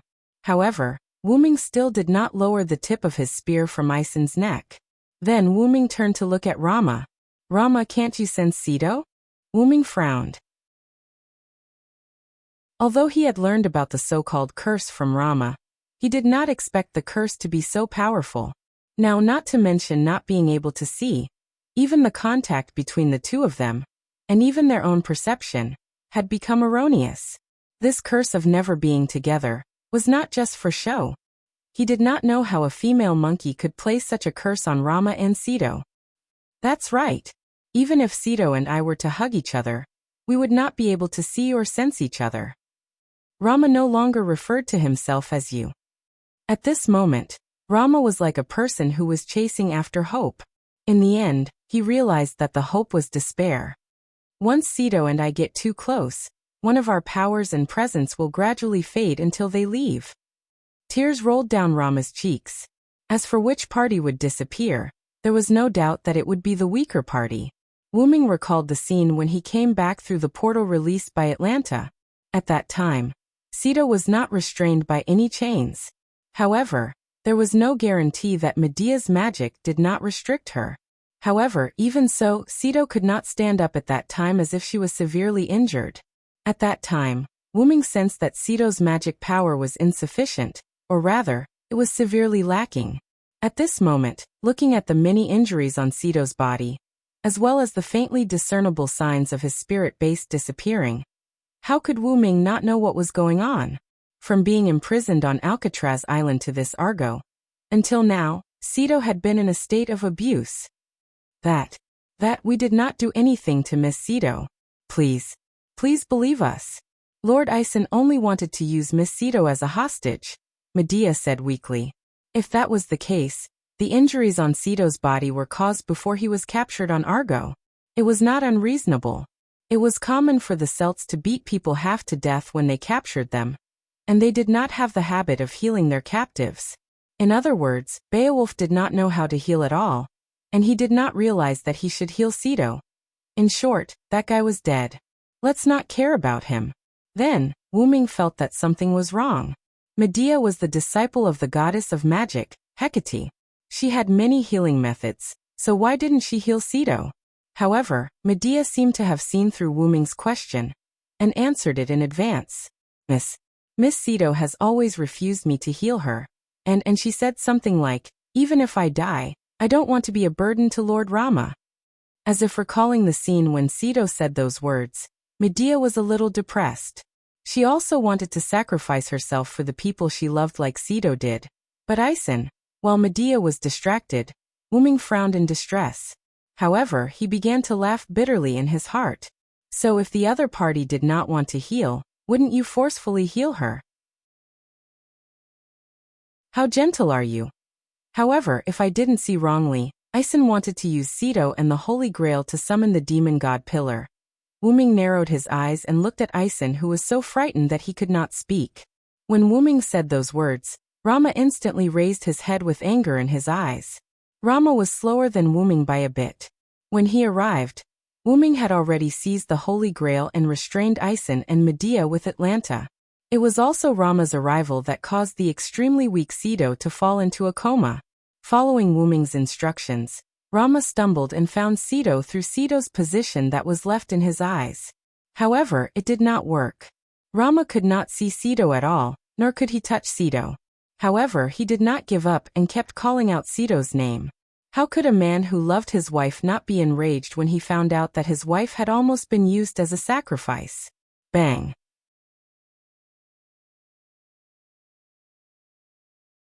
Chapter 535. Bang! Wuming moved his spear away from Ison's neck and blocked Rama's indestructible blade. Under the blade of the indestructible blade was Ison, who was paralyzed on the ground. However, Demetrius, who made a little movement, was stopped by Atlanta's arrows. Calm down, Rama. Wuming tried to persuade Rama gently. You want me to calm down? The guy who almost turned Sito into a demon god pillar is right in front of me. How can I calm down? Rama's eyes were burning with flames as he stared at Ison fiercely, as if he wanted to eat Ison alive. We are friends, right? If so, listen to my advice. Ison is still useful, so don't kill him for the time being. Otherwise, Wuming, who had already snatched the Greek Holy Grail, would have already made his move. Rama looked at Wuming and nodded. He then continued to stare at Ison fiercely. Maeve, please do me a favor. Wuming waved at Maeve, who looked like she was watching a family drama. Yes. Maeve smiled and came to Wuming's side. After that, Wuming took out a lot of healing potions from his precious artifact space. He then opened the teleportation door and let Maeve bring Sito away for the time being. After all, if Sito stayed with Rama any longer, he would disappear soon. After Wuming told Maeve about various things, Maeve carried Sito into the teleportation door. Thank you very much, Holy King. No surrender. Rama said sincerely to Wuming. It was an eye-opener for Wuming to be able to make the proud and arrogant Rama, who often threw tantrums, apologize so sincerely. Since you are able to call me by my name, it means that we are friends, right? As he spoke, Wuming placed the Holy Grail into the golden ripple under Ison's gaze. He then extended his hand to Rama. Although Wuming treated Rama as a friend when Reeve shook hands with Rama, he did not expect that. Yes, that's right, my friend. Then Rama and Wuming held each other's hands tightly. Then don't attack Ison for the time being, alright? Wuming glanced at Ison, causing Ison to shuffle backwards in fright. After all, Ison was currently sitting on the ground. Sure. After all, this person had saved his wife Sidwa. Moreover, this person was also his friend. Thus, Rama would naturally listen to him. As Rama spoke, he glared at Ison and no longer looked at him. Otherwise, the anger in his heart would not dissipate. Although Rama had promised Wuming to spare Ison's life for the time being, he wasn't the kind of person who would forgive someone who almost sacrificed his wife. It was also because of Wuming's face. Otherwise, even if Gadatsi was here, with Rama's childish temper, he would have used the indestructible blade to slash Ison. Yes, the kind that even their own mother wouldn't be able to recognize. So Ison, now you are our captive. Wuming smiled and narrowed his eyes, which made Ison and even Demetrius feel a chill. In the sky, the Argo was moving towards Alexandria. On the Argo, Ison was controlling the Argo alone at the helm. If one didn't look at Ison's livid face and Atlanta behind him, who was holding the heavenly bow and staring at Ison as if he was her prey, then Ison's situation was not that bad. Demetrius, who was originally following Ison, was at the bow with Wuming and Rama, explaining the current situation of the Greek side. In short, after sending out Hercules, Hector, and the captive Spartacus, we only have Ison, Atlanta and me left. Wuming did not look at Demetrius. He just looked ahead as if he was experiencing the feeling of flying in a boat. As for Rama, he sat cross-legged alone on the deck behind Wuming and Demetrius with his eyes closed. as if everything had nothing to do with him until they reached their destination, Alexandria. This was Wu Ming's purpose. Through Ison, he drove the Argo to Gadotsi and others' gathering place, Alexandria. At this moment, only Rome was left on this continent, and it was now being restrained by Gadotsi and others. This time, the battle against Greece was also messed up because of Spartacus' self-destruction. Although Finn, Dilmund, and Fergus had all left the stage, Silent Noise had taken the opportunity to imprison Hercules. She had also captured Ison and Demetrius, so overall, it was still a good outcome. As for Achilles and Hector, Wu Ming did not disturb them, just like he did not disturb Karna and Ajo. Now, as long as he got the Holy Grail of Rome, this singularity would be over. With that in mind, Wu Ming let out a long sigh as he looked at the clouds in the sky. At this moment, because Wu Ming and Rama did not reply, Demetrius waited there. Because waiting was boring, Demetrius would look at Ison from time to time, but every time, she would turn her head away in an instant. She was very nervous. She should be afraid of being misunderstood by Wu Ming and Rama. However, how could Wu Ming and Rama not notice it? Ahem. I already know the specific situation. Wu Ming clenched his fist and put it on his mouth and coughed. This scared little Medea so much that she trembled and almost cried. Don't worry, I won't do anything to Ison. Wu Ming shook his head helplessly, trying to calm Demetrius down. But, you cast such a vicious curse on Sir Ison. As she spoke, Demetrius looked like she was about to cry. Isn't it obvious? Wu Ming said with a bitter smile. I don't believe that Ison will be obedient. After all, he's a hero who can leave his name in the martyr's palace. Although Ison was weak, at least he was invincible when it came to piloting a ship. It could be seen from the fact that Wu Ming did not feel the slightest tremor when he stood at the bow of the ship. Moreover, the existence that could be chosen by the two great restraints and dragged into the martyr's palace, regardless of whether it was a hero or an anti-hero, would definitely not be the same as ordinary people. Wu Ming could not be sure if Ison would betray him, or do something else when Wu Ming and the others attacked Rome. Therefore, Wu Ming planted a lot of complicated Lunrune tactics in Ison's body. Then he told Demetrius and Ison that as long as Wu Ming willed it, Ison would experience what it meant to be in a living hell. Because what he said was true, Ison and Demetrius believed him. Moreover, when Wu Ming planted those complicated Lunrune tactics, Demetrius was beside him. No matter how much Ison cried and howled, Ison, who was being held down by Rama, had his body implanted with those tactics in front of Demetrius, who was being watched by Atlanta. However, Wu Ming did not know anything about curses, nor did he study them. So what he said was a complete lie. However, no matter who saw those extremely complicated and mysterious Lunrune tactics, they would not doubt Wu Ming's words. In the eyes of others, it was an extremely vicious curse. As long as you are obedient, nothing will happen. Wu Ming looked at Demetrius with a smile. Demetrius could only nod helplessly. After all, they could not defeat Wu Ming and the others.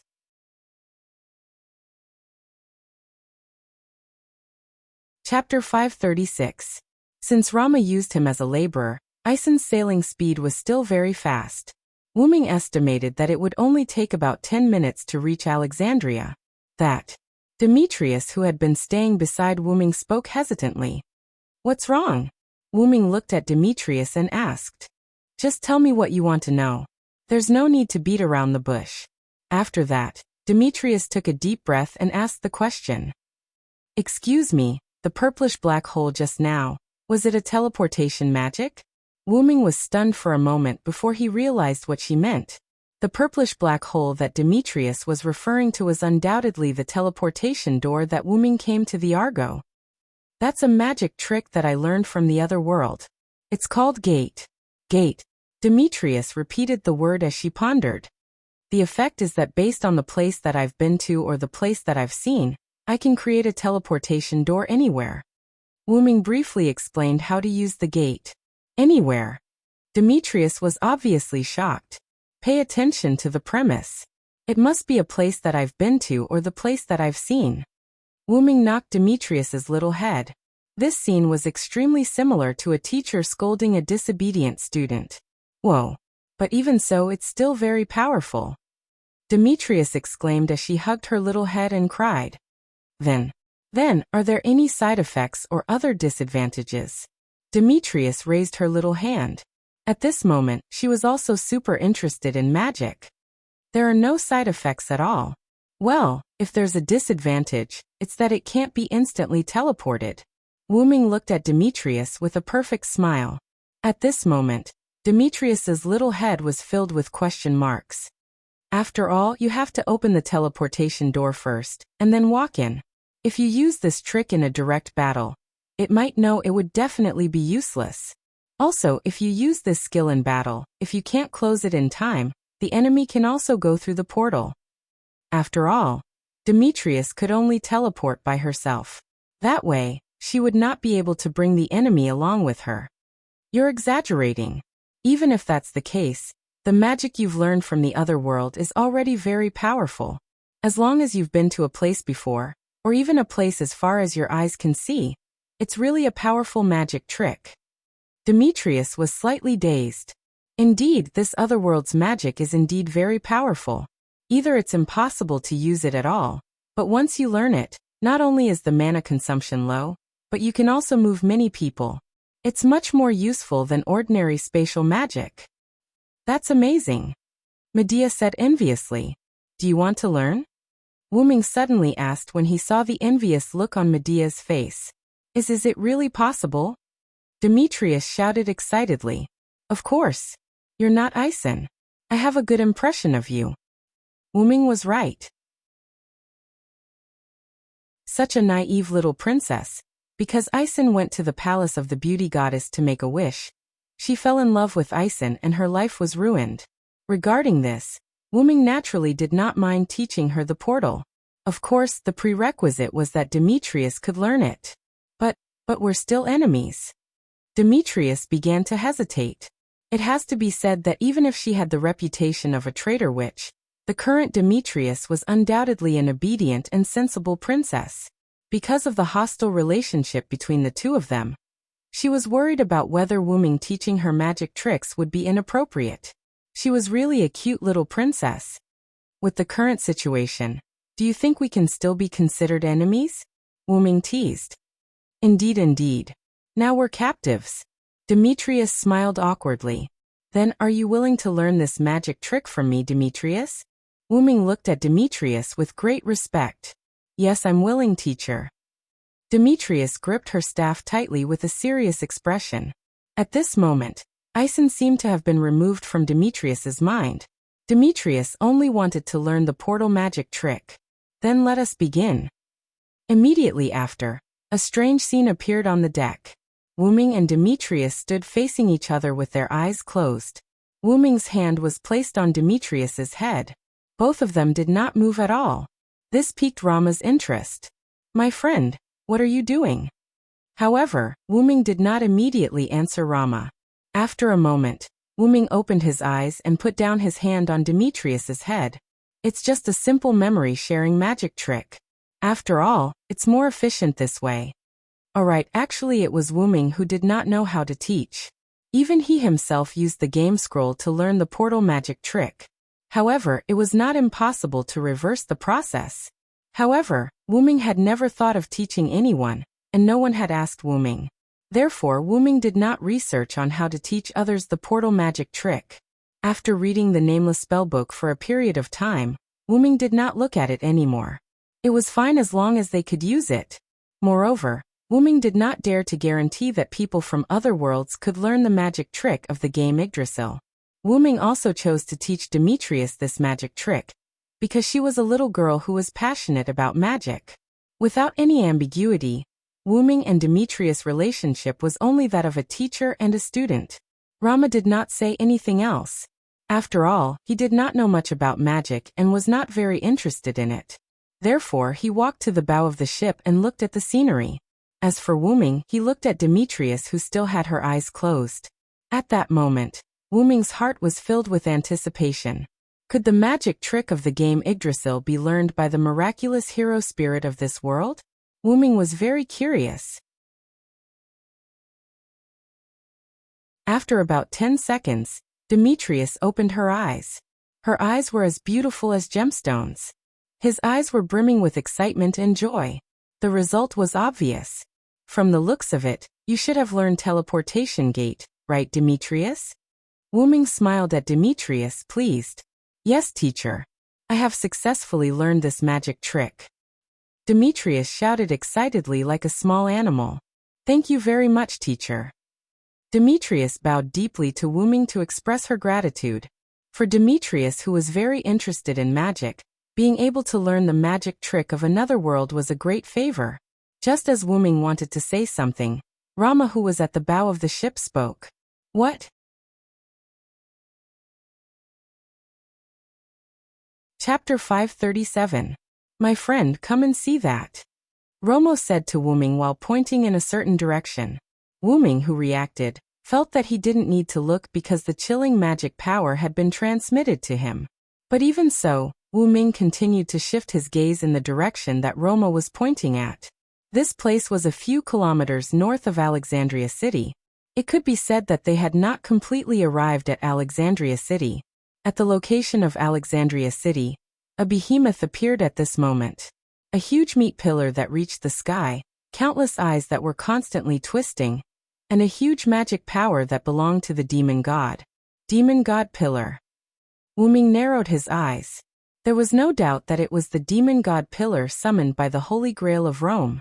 Could it be that Sharon and the others had forced Rome into a corner? Otherwise, why would the other party casually summon the demon god pillar? Or could it be that Rome's forces were already on the verge of collapse? If that was the case, it was not unimaginable that they would be forced to sacrifice the demon god pillar. Wuming pondered. But this has confirmed that Rome was indeed defeated by Greece. At this moment, the Argo suddenly stopped. Huh? Wuming turned to look at Ison, who was at the helm. However, at this moment, Ison was squatting on the ground with his head in his hands. Even when Atlanta pointed her bow at him, he did not get up. With a sudden jump, Wuming came to the helm. What's going on? This guy suddenly doesn't dare to go forward anymore. Atlanta stared at Ison with disgust. Ison, on the other hand, ignored Atlanta's angry glare, as if he would rather die with his corpse intact. Ison, it seems that you know what that is. Wuming looked at Ison with interest. Of course I know. That's the demon god pillar. If we go there, we'll just be throwing our lives away. Moreover, we won't even have a complete corpse. I don't want to go there. Ison's face was pale, but he still shouted loudly at Wuming. Indeed, although Wuming basically cut down the demon god pillars like vegetables, that was only because Wuming's authority was powerful. Basically, every time Wuming got rid of a demon god pillar, he would use his authority. After all, demon gods were still gods. The authority obtained from killing gods was especially effective against demon gods. However, even if the demon god pillar was frequently destroyed by Wuming, it was undeniable that the demon god pillar possessed the supreme power of a demon god. It could be said that ordinary servants or even first-class servants could not defeat a demon god pillar, and the same was true for some of the top servants. Of course, unless one had a special relic or skill, only those who had reached Karna's level would be able to fight against the demon god pillars. As for the servants who were currently in Alexandria, even if Sharon was there was nothing they could do. Wuming suddenly thought of someone. If it's that vampire, he might have the power to defeat the demon god pillar. Although Pamilia was a monster and classified as an anti-hero, it was undeniable that the vampire had her own principles and restrictions. If there was a word to describe it, it would be aristocrat. If there was a word to add, it would be mysterious. After all, there was no record of such a vampire from anywhere. However, it was precisely because of this that Wuming felt that the other party had the means to deal with the demon god pillar. One must know that keeping a mysterious might not work in other worlds, but in the X-Moon world, it was a universal pass. In short, Wuming felt that the other party had that kind of ability. However, even if that was the case, Wuming could not choose not to take action. In that case, you stay here alone, we will go there ourselves. Without forcing Ison, Wuming took Atlanta away and went to meet with Romo. Before leaving, Atlanta once again stared at Ison fiercely, which scared Ison again. Without caring about Ison, Wuming found Demetrius. Since Ison is not willing to go, then Demetrius, you will send us there. Wuming said with a smile. Hey, me. Demetrius was a little panicked. After all, at the moment, her spirit base was still that of an innocent little girl. Such a solemn task could be said to be quite difficult for her. Didn't you learn the magic I taught you? Now is the time to test you, Demetrius. Open the place where your eyes can reach. Wuming pointed to the direction of the demon god pillar. When Wuming said that, Demetrius was stunned. That's right, this is the time to test my results. Immediately afterward, under Wuming's encouraging eyes, Demetrius nodded heavily. Yes. I will work hard, teacher. Immediately afterward, Demetrius closed her eyes and began to activate the teleportation gate magic, or rather, magic. Wuming directly shared his memories and feelings of using the teleportation gate with Demetrius. Since Demetrius had confidently said that she had learned it, then she must have learned it. Wuming did not think that as a famous magician of the gods, Demetrius would deliberately deceive him because she could not learn such magic. As a result, as expected, gate. Demetrius opened her eyes, raised her magic wand and shouted. Immediately afterward, a pinkish-purple ripple as tall as a person appeared in front of Wuming and the other two. Atlanta and Romo looked at the pinkish-purple ripple with an indescribable expression. This made Demetrius blush instantly. Why? The pinkish-purple ripple filled the heart of a young girl. Hey! However, Wuming could only helplessly smile bitterly. This was really in line with Demetrius's character. Well done, Demetrius. You are indeed my disciple. After all, the necessary praise could not be lacking. Yes, thank you for your praise, teacher. After hearing her teacher's praise, Demetrius's face changed from red to normal. Although the color was a little strange, it was obvious that Demetrius had successfully released the teleportation gate. After nodding to Atlanta and Romo, the two walked into the teleportation gate. Then Wuming looked at Demetrius. If possible, I really don't want my excellent disciple to fall into the hands of that guy. That guy was undoubtedly referring to Ison. But teacher, I am deeply in love with Lord Ison now. Demetrius did not care about Wuming's words. Instead, she showed a faint smile. Forget it, as long as you are happy, my disciple. Wuming shook his head with a smile and walked into the teleportation gate. I wish you good luck, teacher. Demetrius prayed silently.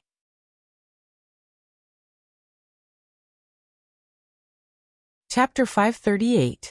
In the city of Alexandria, which had become a battlefield, there were ruins everywhere.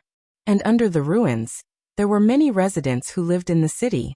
Compared to Greece, Celtic, and even Japan, Rome could be described as a force that was incomparably generous to civilians. After all, it was Rome, so it was not surprising. In this way, many residents would choose to live in the safest capital. Those people who were crushed under the ruins were such existences.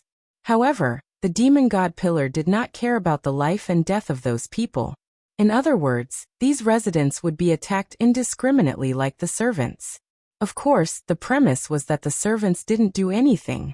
Matthew effortlessly lifted a stone slab that was pressing on a woman. Gadotsi quickly went up and helped the woman up. Are you okay? I will take you to a safe place. Gadotsi said eagerly. Child. My child. The woman said weakly, looking at the collapsed house. Gadotsi and Matthew could not bear to look at the woman. The possibility of a baby being crushed under such a collapsed house was almost zero. However, as if there was a temporary traffic jam in the underworld, the baby did not lose his life. Wah wah, as if he heard the voice of his mother, a baby's cry came. My child. The woman wanted to rush to the ruins to save her child. However, she was seriously injured, and after leaving Gadotsi's support, she directly collapsed to the ground. Are you okay? Don't worry, we will save your child. Gadotsi quickly supported the woman who collapsed to the ground. Then Gadotsi nodded to Matthew. Matthew was stunned, nodded, and was ready to save the child. Human life is so strong and beautiful. Matthew smiled and thought. Then a tentacle suddenly stretched out. Or rather, smashed down. The target seemed to be Gadotsi. Matthew naturally quickly came to Gadatsi's side and blocked the attack with his shield.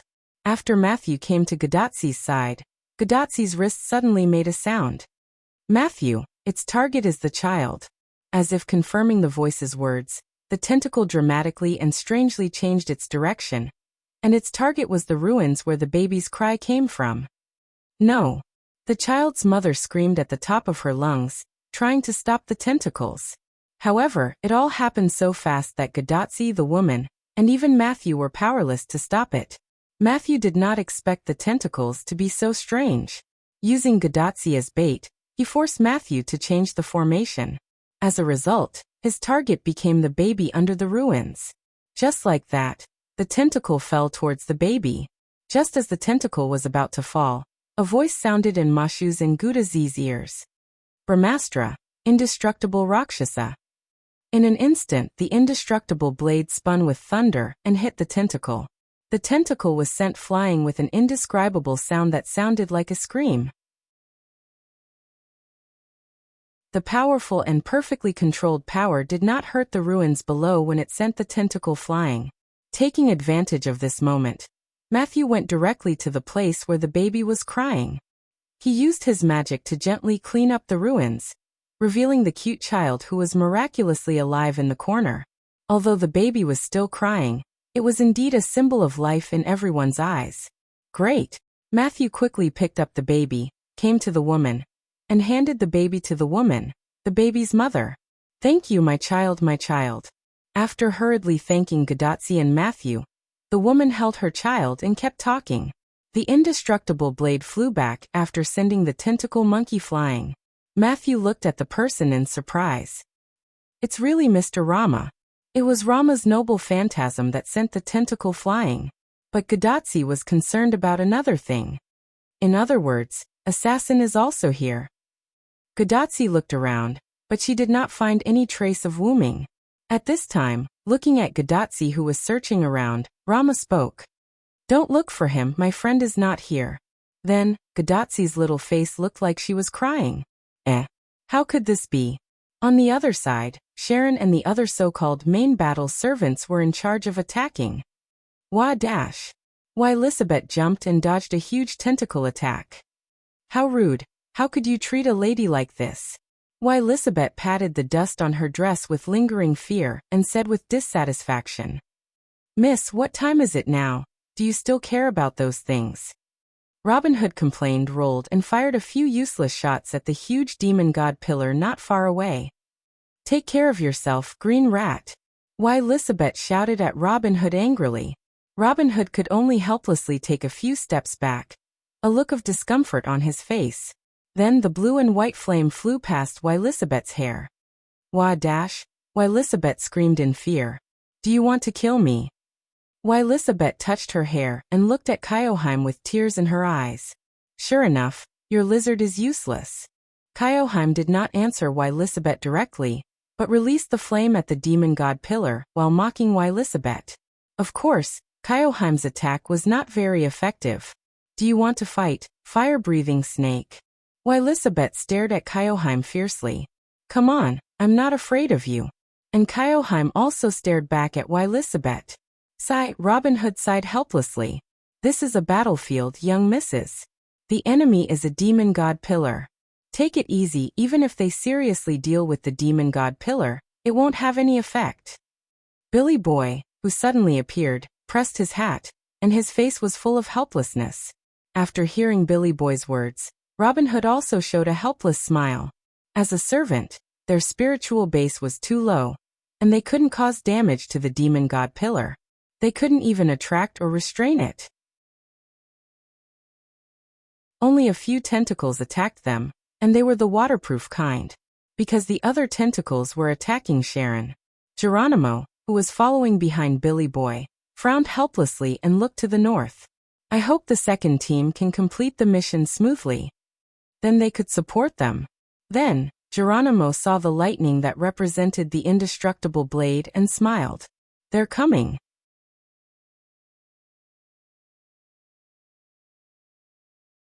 Chapter 539. On the so-called head-on battlefield. Ka Rong transformed into a centaur, attacking the demon god pillars with his bow in the midst of the mechanical infantry. Sharon was able to hit the demon god pillars' eyes with his skills. Why was it only at the beginning? It was because the demon god pillar was no fool and knew how to defend. Karen retreated slightly, and countless mechanical infantry rushed towards the demon god pillar. However, the demon god pillar only needed to use a few dozen tentacles to directly blow up the mechanical infantry that were attacking it. This is a disaster. Edison roared as he hugged the lion's head behind the countless mechanical infantry soldiers.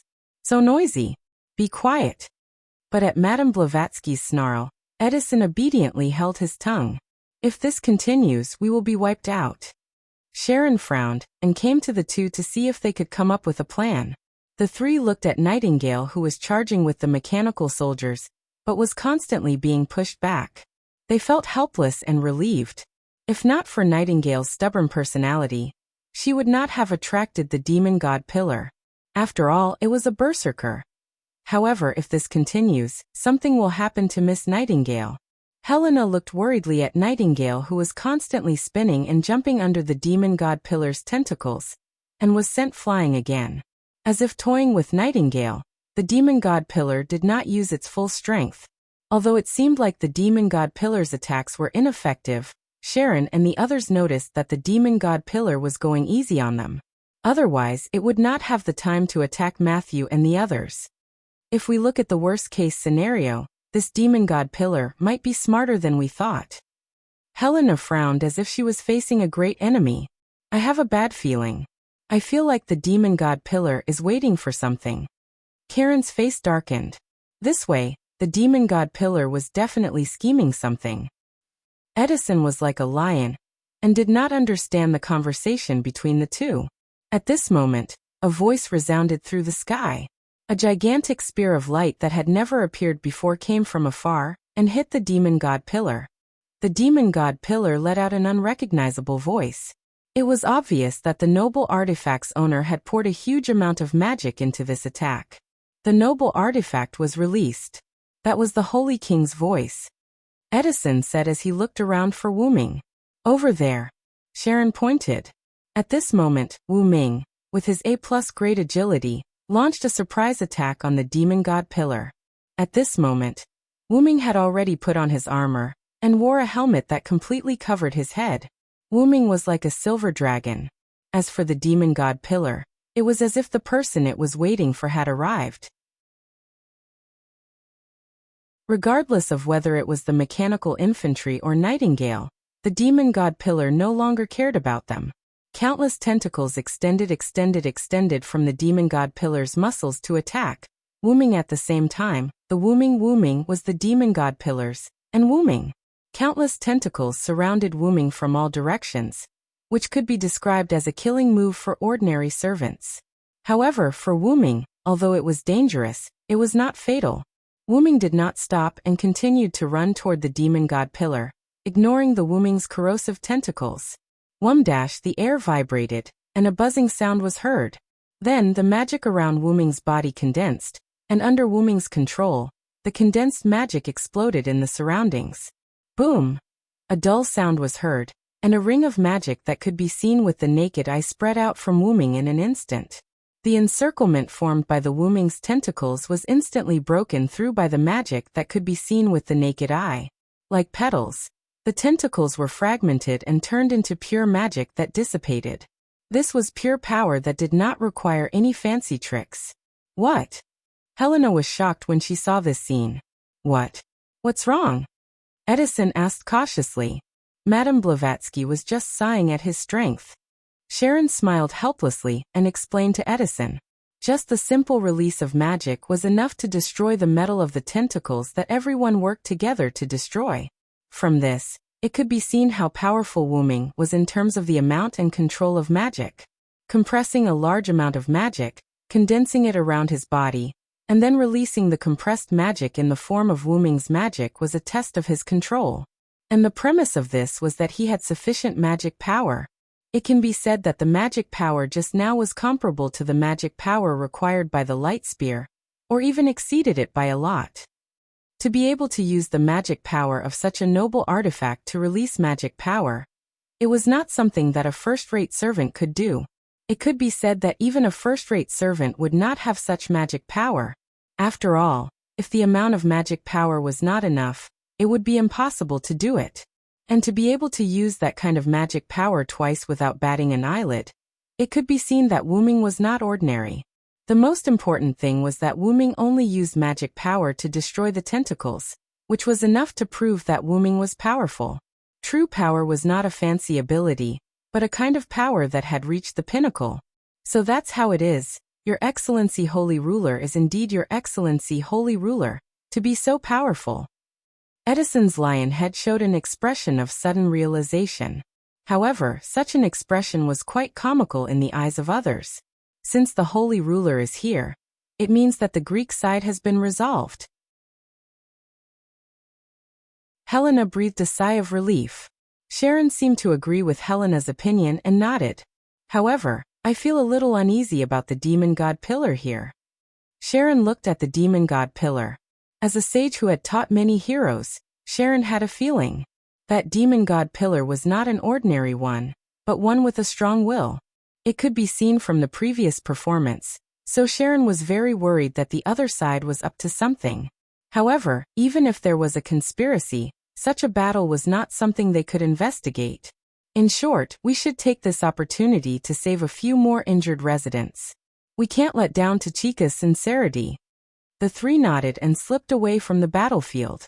At the same time, they also took away Nightingale, who still wanted to charge at the demon god pillar. Edison brought the few remaining mechanical infantry and began to search for survivors. On Wu Ming's side, Wu Ming looked at the demon god pillar and vaguely felt a sense of familiarity. But even so, Wu Ming's actions did not stop. Wu Ming waved his hand and the holy spear of light appeared out of nowhere and landed in Wu Ming's hand. Then, Wu Ming raised the spear of light to his shoulder and threw it at the demon god pillar like a javelin. The spear of light gradually thinned and turned into a needle of light. However, the demon god pillar only summoned a few more tentacles, blocking the needle of light. Wu Ming was not surprised. After all, Wu Ming had only injected a small amount of magic power, so it was not surprising that the demon god pillar could block it. At this moment, the demon god pillar suddenly spoke. Dragon of Origin, you're finally here.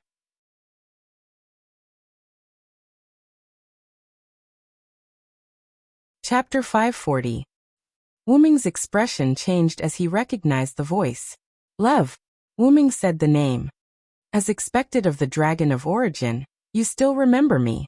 But my current name is Flawless, Demon God Pillar Flawless. The Demon God Pillar laughed. But I don't think it's such a coincidence that the Demon God Pillar summoned this time is you. Wu Ming didn't believe that this wasn't Lev's doing. With 72 Demon God Pillars, Wu Ming didn't think his luck would be so good. The 72 Demon God Pillars are one. Unless you can destroy all the Demon God Pillars in an instant, I won't die. Demon God Pillar Flawless laughed eerily with Lev's voice. Wu Ming could imagine Lev's ugly face. However, this provided Wu Ming with information. I did think that you wouldn't die so easily, but I didn't expect us to meet so soon. Wu Ming didn't attack again, and Demon God Pillar Flawless didn't attack either. The two of them started to talk. This can't be helped. I'm the Demon God Pillar in charge of the information room. In other words, the other party might be able to see Wu Ming through some means or opportunity. As soon as you came to this singularity, I was already paying attention to you through the Holy Grail, Sarand. As if victory was already in his hands, Demon God Pillar Flawless said slowly. Wu Ming couldn't wait for someone to tell him the current situation, so he didn't disturb him and calmly listened to the Demon God Pillar. Oh, then what about that guy? Didn't he come personally? The chaos here is a gift he prepared for me. I don't want to steal the limelight.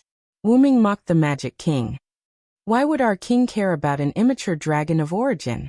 To tell you the truth, even if the Master of Chaldea conquered all 7 singularities with your help, it wouldn't affect our king at all.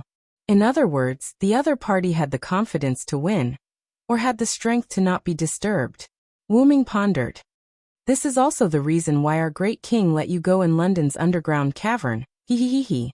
Demon God Pillar Flawless let out a terrifying laugh. Wu Ming frowned but didn't refute him. Wu-ming clearly knew that he was indeed very weak. When facing a powerful enemy like the Magic King who was strengthened by the Black Origin soil, Wu-ming only had two things that could compare.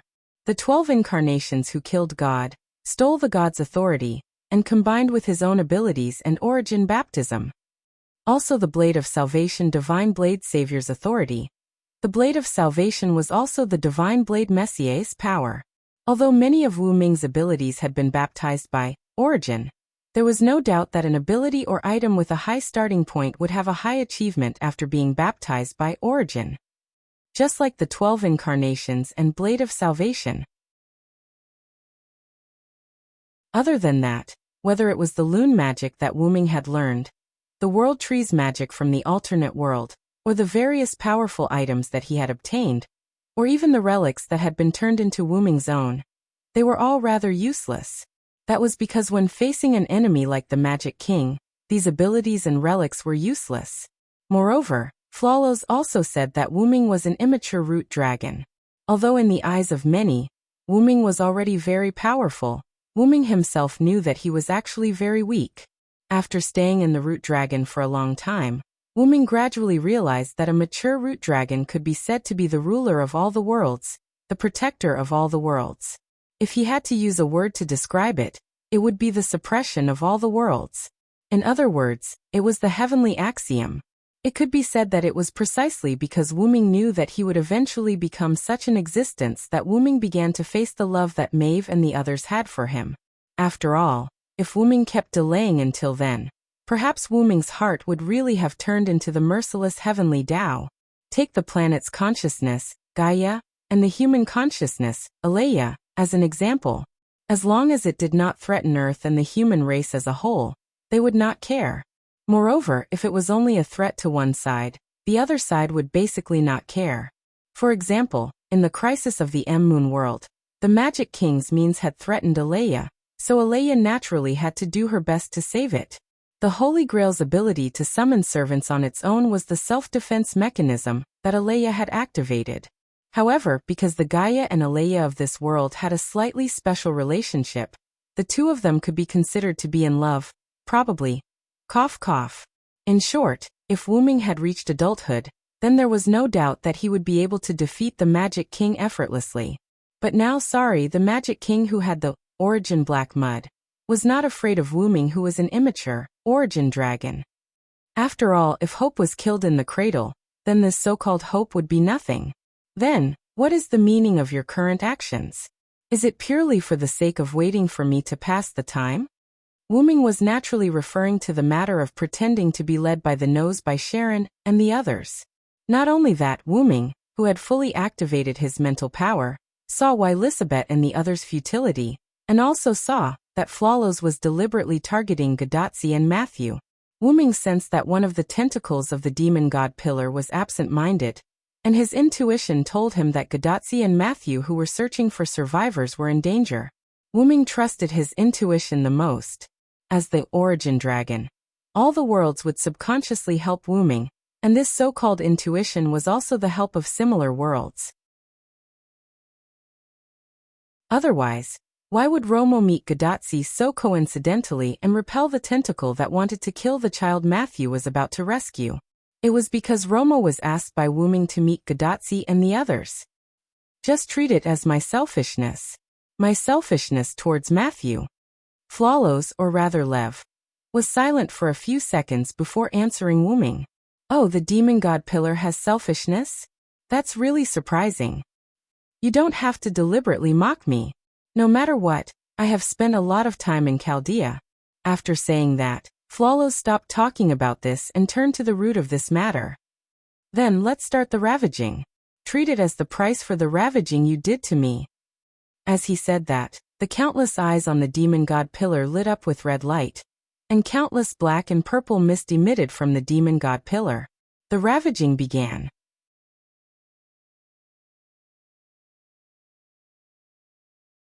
Chapter 541. Needless to say, the demon god pillar Flawless this time was different from the one Wu-ming encountered in the Winterwood City. Not only was the shape and color more vigorous, but the attack power of the demon god pillar had also increased a lot. Because Flawlow's target was Wuming, it did not disperse its attack. Instead, it deliberately gathered together to attack Wuming. Wuming naturally did not die in the first wave of attack, but he was slightly injured. Looking at the ground around the demon god pillar that was destroyed by the demon god mist and heat ray, Wuming's sense of danger towards Flawlow's increased by another level. The power of the heat ray emitted by the demon god pillar's eyes increased a lot. Anyway, it gave Wuming a sense of crisis. Although it was a little exaggerated, Wuming did rely on his skills and speed to avoid the heat ray. However, because it brushed past him several times, Wuming felt the intensity of the heat ray. Not only that, the dark purple demon mist was also a lot stronger. It could be said that if it were Elizabeth and the other servants, they would not be able to last more than 5 seconds in the demon mist. As for Sharon, who was restrained by poison, the demon mist with the poison attribute could even send Sharon back to the martyr's palace when it came in contact with him. Wuming had the noble armor, so his body was not hurt. However, the demon mist had the ability to ignore defense and corrode the spiritual base. A part of Wuming's spiritual base was directly corroded. As a result, Wuming repeatedly used his magic to release skills and rushed out of the area covered by the demon mist. The demon god pillar Flawlow seemed to be deliberately playing with Wuming. After the first wave, it retracted the demon mist and did not attack again. How is it, Cylinder? This is the power that our king has bestowed upon us. The demon god pillar's eyes spun faster, and the demon mist was vaguely released again. It was not a precursor to an attack, but a sign of excitement and demonstration. After stretching his limbs, Wuming felt relieved when he sensed that Gadotsi, Sharon, and Elizabeth had retreated. His body was a servant's body that he created. Even if he died, it wouldn't matter. But Gadotsi wasn't like that. She was a complete human being. Seeing that Gadotsi and the others were covering the few rescued residents and retreating into the distance, Wuming once again used his mental power to search the ruins. Wuming heaved a sigh of relief after checking that there were no living beings. This way, he wouldn't have to worry about his surroundings. Your power comes from the Holy Grail, right? Since the Holy Grail was created by the Magic King, it's not hard to guess that it's able to help you demon god pillars. Wuming did not feel dispirited because the demon god pillar Flawlow's temporarily gained the upper hand. Instead, he began to make inferences. Oh, that's true. But so what? Flawlow's believed in the power given by its king. It was not afraid of Wuming's pretending to be calm in its eyes. This is power. The power that can defeat you in this era. The demon god pillar roared. Countless heat rays and demon mist attacked again. The momentum was much stronger than before. After I kill you, I'll kill everyone in this era. Who cares about being the last master of mankind? I'll let Chaldea and the others meet their doom in despair. At that moment, Flawlow's was a little excited. However, this had nothing to do with Wuming. He continued to dodge. Wuming retreated 1,000 meters away. Indeed, this body doesn't have the ability to deal with you for the time being. Even if it was the legend of the Holy King, mythical Yggdrasil, its greatest power without charging could only injure the demon god pillar that had obtained the power of the Magic King. If he wanted to kill it, he would need to charge up for a long time. Of course, Flawlow's would not give Wuming the chance. That was why Wuming did not have the ability to deal with Flawlow's for the time being. But unfortunately, I've just become good friends with Rama. Wuming smiled at Flawlow's. However, this smile made Flawlow's feel uneasy. Although Flawlow's was not afraid of Wuming, he did not think that Wuming was bluffing. What if he really had a way to deal with him? With this thought, Flawlow's increased the amount of magic output. In an instant, the countless eyes on the demon god pillar began to bleed.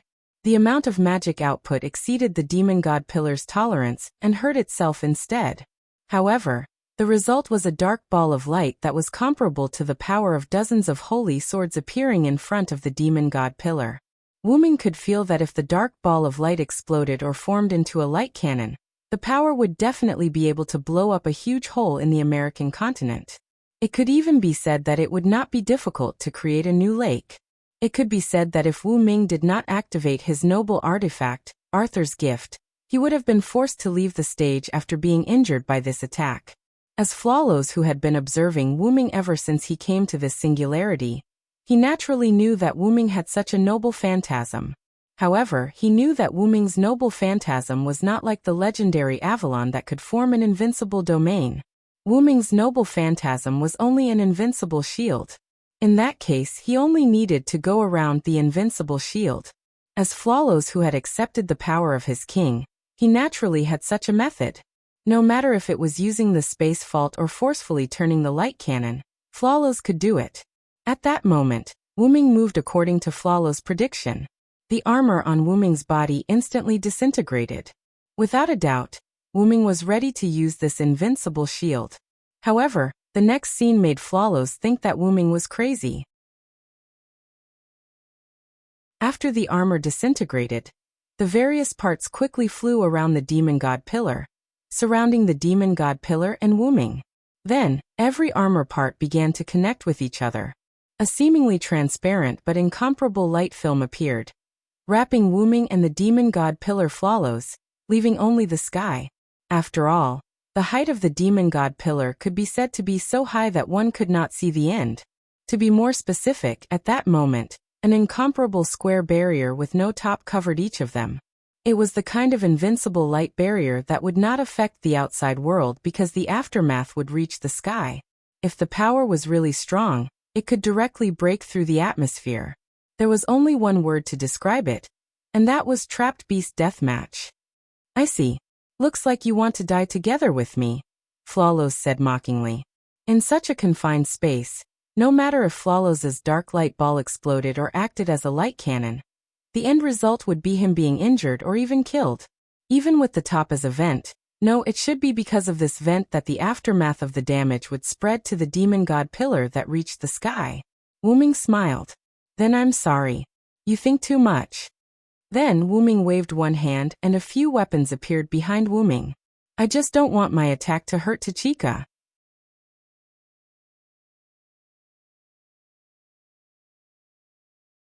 Chapter 542. At that moment, Wu Ming looked like Gilgamesh, who was using the Gate of Babylon.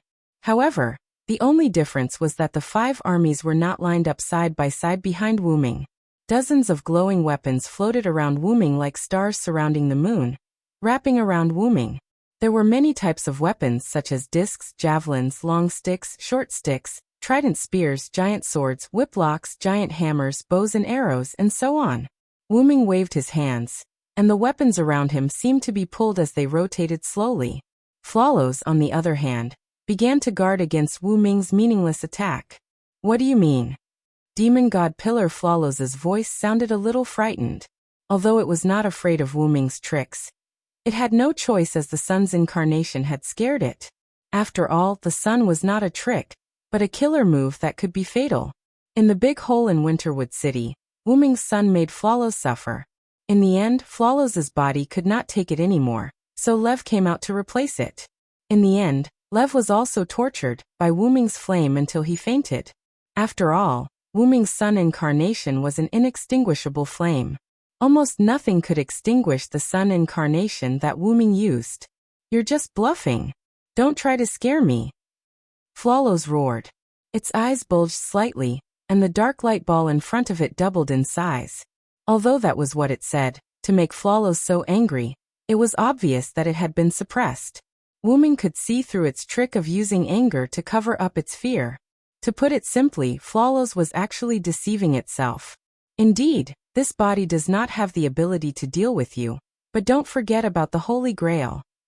As he said that, Wu Ming took out the Holy Grail that he had obtained in Denver from his precious artifact space. Difficult. Flawless recalled the fear of being dominated by the sun. Through the connection between the demon god pillars and his own intelligence, ability, Flawless naturally knew how demon god Shuttung, who had fused with the demon god pillar, died. The sun. With the blessing of the sun god given by Wu Ming through Tamamonome, and the Holy Grail as a medium, Wu Ming successfully summoned the sun incarnation. As if expelling all darkness, the incomparably dazzling sunlight illuminated the earth, and the world fell into white. This was the last scene that Flawless saw, through demon god Shutting's perspective. Then it was like a broken string, and nothing else could be seen. Floros was very sure that it was the sun that had once ravaged him, but fortunately, it seemed that this move could only be used once. The blessing of the sun god had been completely used up. Since then, I have been paying attention to you.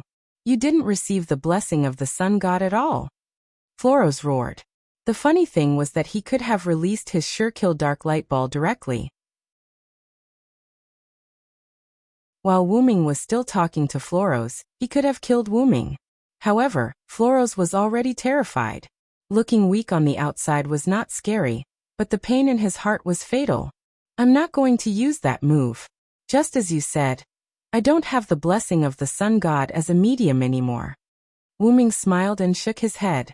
However, Wuming's smile was incomparably terrifying in Floros' eyes. Ah! With a roar, the dark light ball in front of the demon god pillar exploded instantly, forming a huge dark light beam that swept towards Wuming. However, facing Floros' light beam, Wuming was not nervous at all. Didn't you say that I was scaring you? Then, whether I'm scaring you or not, it's up to you to try it yourself, Floros. As he spoke, the weapons that were emitting golden light around Wuming instantly gathered together and integrated into the holy grail that Wuming was holding. Swoosh dong. The huge light beam instantly covered Wuming, but the light beam did not stop. Instead, it exploded towards the back and instantly hit the defensive light wall formed by Wuming's noble artifact. There was a huge collision sound. At this moment, a light beam that was extremely small compared to the light beam shot out from the demon god pillar and soared into the sky. Then, the light beam slashed from top to bottom, quickly and fiercely, and Floros' light beam was split apart. After the light beam disappeared, Wuming's figure appeared.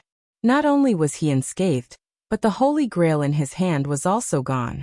Instead, there was a holy sword that was similar to the sword of victory, but more elegant and powerful. Dui. What? Floros was horrified. It could not accept and was not willing to accept this result. That's the power of our king. How could you dissolve it so easily? Floros could no longer calm down. That sword, where did it come from? As if all eyes were about to pop out, countless eyes looked at the holy sword in Wuming's hand. I don't need to say anything more to you, Floros. As he spoke, Wuming raised the holy sword in his hand and injected magical power into it. The holy sword erupted with holy thunder and unprecedented light. It was an ultimate power that seemed to be able to split a star. Even the invincible light film formed by the armor could not completely block such power, because it was not a damage. Just like that, the power that could split a star seeped outside. In an instant, the ground of the singularity let out a sorrowful cry and the sky was shrouded by dark clouds. Gadatsi, who felt uneasy, did not want to leave no matter what. She insisted on waiting not far away. She was waiting for the disaster to end, or waiting for the disaster to come. Inside the invincible light film formed by the armor. Damn the dragon of origin. Floros seemed to have known his ending. He was not willing to accept his end and launched an attack. Compared to the beginning, the number and quality of tentacles were one step higher. The heat ray that was comparable to the holy sword, and the demon mist that was so dark that it made people tremble, were all attacking Wuming. The price that Floros paid for releasing these super powerful attacks was that the entire body of the demon god pillar had shrunk by at least 3 times. At that moment, the demon god pillar was like a bamboo pole that was about to die. However, Wuming did not care about it at all. Before these attacks arrived, Wuming only slashed in the direction of Floros. In an instant, the power that could split a star turned into a light beam that was even bigger than the one released by the demon god pillar. Looking at this power that could definitely destroy Gaia, Floros finally understood why Wuming used the invincible defense to trap them one by one. It was not that he wanted to use the power of the demon god pillar to perish together, but Wuming was afraid of hurting this land, this singularity. Floros had no doubt that Wuming's move could directly break this singularity.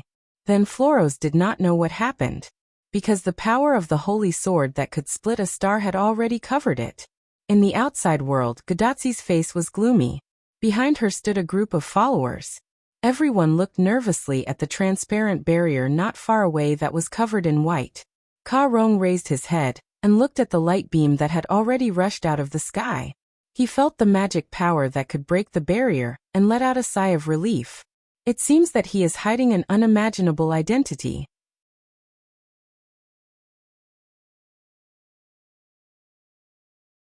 Chapter 543. The reason why Sharon was relieved was because the beam of light was gradually weakening. Because if the intensity just now continued, Sharon believed that this singularity would probably explode. If there was space, the energy would rush out of the atmosphere and enter space. But unfortunately, there was no space here. After all, this was a singularity that was out of human nature. In other words, this was actually an independent subspace. In subspace, there was no universe. In fact, it was because Wu Ming finally thought of this that he gradually weakened the beam of light. Not to mention the servants, Gadotsi and Matthew were doomed. Did they really think that the power of time and space was illusory? As mentioned before, if Wu Ming didn't have the Dragon of Origin's racial talent of time and space, he wouldn't dare to travel through time and space at will. Gem Wu Ming also relied on the records of his existence in each world, and combined with the second law to be able to travel through parallel worlds. And like Rick's world and the world of the God Slayer, there were no records of Gem Wu Ming's existence. This was also one of the reasons why Gem Wu Ming couldn't come to other worlds, and could only travel through parallel worlds. Back to the main topic, after Wu Ming destroyed the demon god pillar, the invincible light wall around him automatically disintegrated, and turned back into armor on Wu Ming's body. The sky and the earth also returned to their original state, and the mournful cry disappeared. And the place that was originally covered by the invincible light film was now 3 feet underground. It couldn't be helped. Wu Ming's beam of light didn't only extend upward, but also underground. It could be said that if Wu Ming didn't deliberately leave the sky and didn't create a sealed space, the earth would have been penetrated by now. Of course, the result of this singularity was the destruction of the singularity. He didn't care about the hole in the earth that he created. After all, the singularity would automatically repair the place that was different from the original work. Regarding the singularity's automatic repair of everything that happened in the singularity, Wu Ming actually knew about that drawback. Those who were killed by servants would not be resurrected after the singularity was restored. Instead, after the singularity was restored, the world would modify them to be killed by bandits. After all, a person's life and death wasn't something that a mere world could casually interfere with. Or rather, in the eyes of the world, those who were killed were already dead. The only thing that was fixed was the process of being killed. The result wouldn't change. Wu Ming guessed that Gadotsi and the others still didn't know about this. Wu Ming didn't think that Roman would be so heartless to tell them this fact. It was a sad story. Immediately after, Wu Ming discovered Gadotsi and the others not far away. Wu Ming flew towards Gadotsi and the others. Assassin! Gadotsi rushed into Wu Ming's arms and hugged Wu Ming's neck with tears in her eyes. Wu Ming was so scared that he could only let go of the holy sword in his hand, and let it float beside Wu Ming, while Wu Ming's hands hugged Gadotsi. Wu Ming gently patted the little girl's back. He was a little confused for a moment. What's going on? At this time Karen stood up.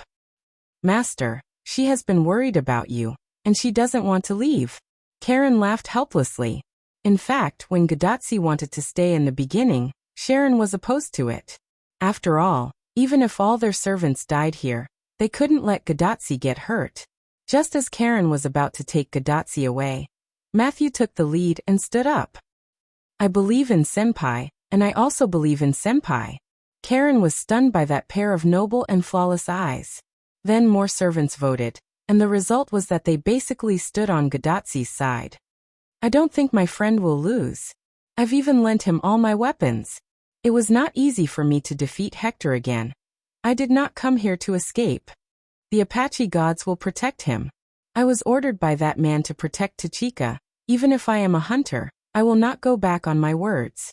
My husband will be fine, Migu. It was him who woke me up from being influenced by the president's power. I will support him.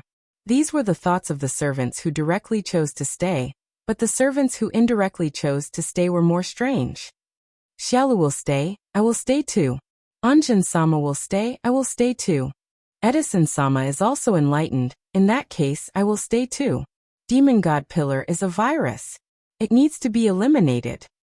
Ah, so troublesome. I have to stay too.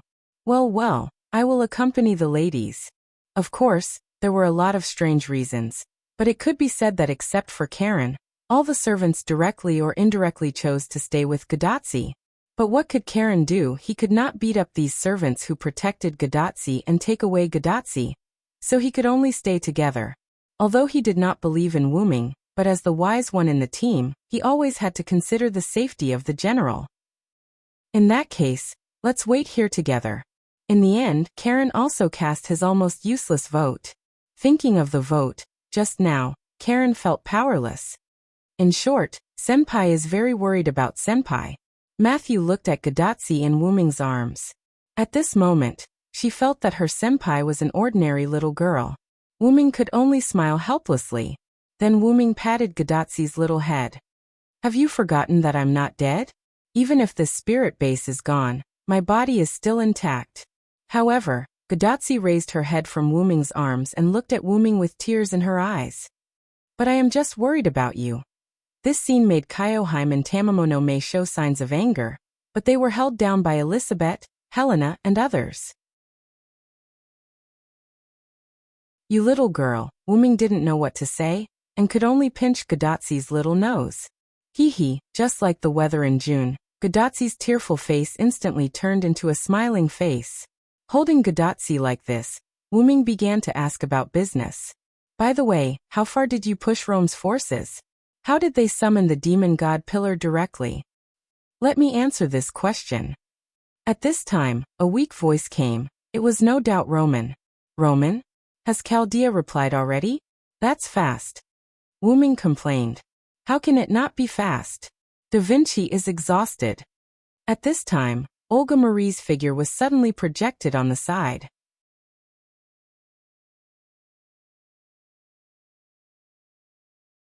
Chapter 544.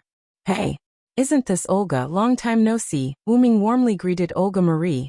Wuming also vaguely saw the poor Roman who was knocked to the ground. Hey?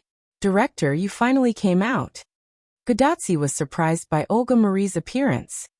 How long have you been in your room? You don't even have a sense of presence. Wuming complained in his heart. While Wuming and Gadotsi were warmly greeting each other, Olga Marie was blushing at the moment. Of course, the blushing was not caused by the greeting between the two. You two guys. How long do you want to hug me? At this time, Wuming realized that he was still hugging Gadotsi. If you didn't say it, I would have forgotten. And Gadotsi also just realized this problem, unhurriedly got down from Wuming's arms. Although the two seemed to be very close, in fact, the relationship between Wuming and Gadotsi was not like what Olga Marie thought. Gadotsi has always regarded Wuming as a reliable person like a brother, not a lover's attachment, and Wuming only regarded Gadotsi as a sister, the kind that was quite doting. In fact, neither Wuming nor Gadotsi realized that since they met, the affection between the two sides was getting deeper and deeper, and this affection was not love or friendship, but kinship and so on. What's wrong with a brother and sister hugging? However, this was not the case for Olga Marie, who didn't know very much. In her eyes, it was just a matter of her subordinate hooking up with her personal servant. Humph. You are my servant. Don't casually contact other masters. Olga Marie said angrily. However, it seemed that the only other master was Gadotsi. Yes, my master. Olga Marie, then, can you tell me what happened? Olga Marie's face was red, and then she began to tell her story. After all, it was not a long story. Olga Marie only spent about 2 minutes to finish it. After Gadotsi and the others met up with Edison, they came here and launched an attack on the Roman side. Of course, after all, it was to cover the action of Wuming and others. The servants only made a little move, basically relying on Edison's mechanical infantry to fight with Rome's soldiers. However, they didn't see any Roman servants, and the mechanical infantry with the help of the servants naturally defeated the Rome soldiers. In the end, they found that there were almost no Roman soldiers coming out of the city. Everyone stopped and began to discuss. Some people proposed to directly enter the city to retrieve the Holy Grail, but more people thought Wuming's plan, including Gadotsi. After all, Gadotsi knew that she could use the Holy Grail to summon the demon god pillar. So she was more worried that Rome would directly summon the demon god pillar if he was forced into a corner. After this news was told to everyone, those who proposed to directly attack the city were silent. By the way, Olga Marie also supported the attack. When she talked about this matter, her face was red. After all, the demon's pillar was not a joke. If it appeared now, the servants would not be able to stop it. Olga Marie was not here, but Gadotsi was in danger. Just when everyone was ready to retreat, the demon's pillar suddenly appeared in the city and began to destroy the people and things around it. And for some reason, the demon's pillar was like a joke, passively led by everyone. But this was also good. In this way, Gadotsi and others could go and search for survivors. However, from the tentacles that attacked Gadotsi and others, it could be seen that the demon's pillar was indeed playing. It was waiting. And after Wu Ming's arrival, the demon's pillar no longer paid attention to other people's reactions. That person was most likely Wu Ming. Fortunately, the demon's pillar and Wu Ming's conversation was communicated through a special magic transmission. After all, if the demon's pillar really spoke by itself, with its size, the sound was enough to be heard by all the servants here. Although Floros was a demon's pillar, it was not a guy who was willing to let others listen to it. Otherwise, it would have already spoken. Why wait until Wu Ming's arrival to talk to Wu Ming? And Wu Ming, who thought of Floros, looked at Matthew. Matthew. Wu Ming looked at Matthew with some hesitation. Senior, do you have anything else? Matthew looked at Wu Ming. Although it was Wu Ming who spoke first, Wu Ming was silent. Shaking his head, Wu Ming decided to speak. Floros, or Lev is a little obsessed with you. Wu Ming's words not only made Matthew stunned, but even the surrounding servants and Gadotsi were puzzled. Wu Ming used his mental power to see Floros' behavior that could be said to be targeting Matthew, coupled with the other party's anger towards Chaldea, and Matthew's identity as a test tube baby. Wu Ming could almost guess something.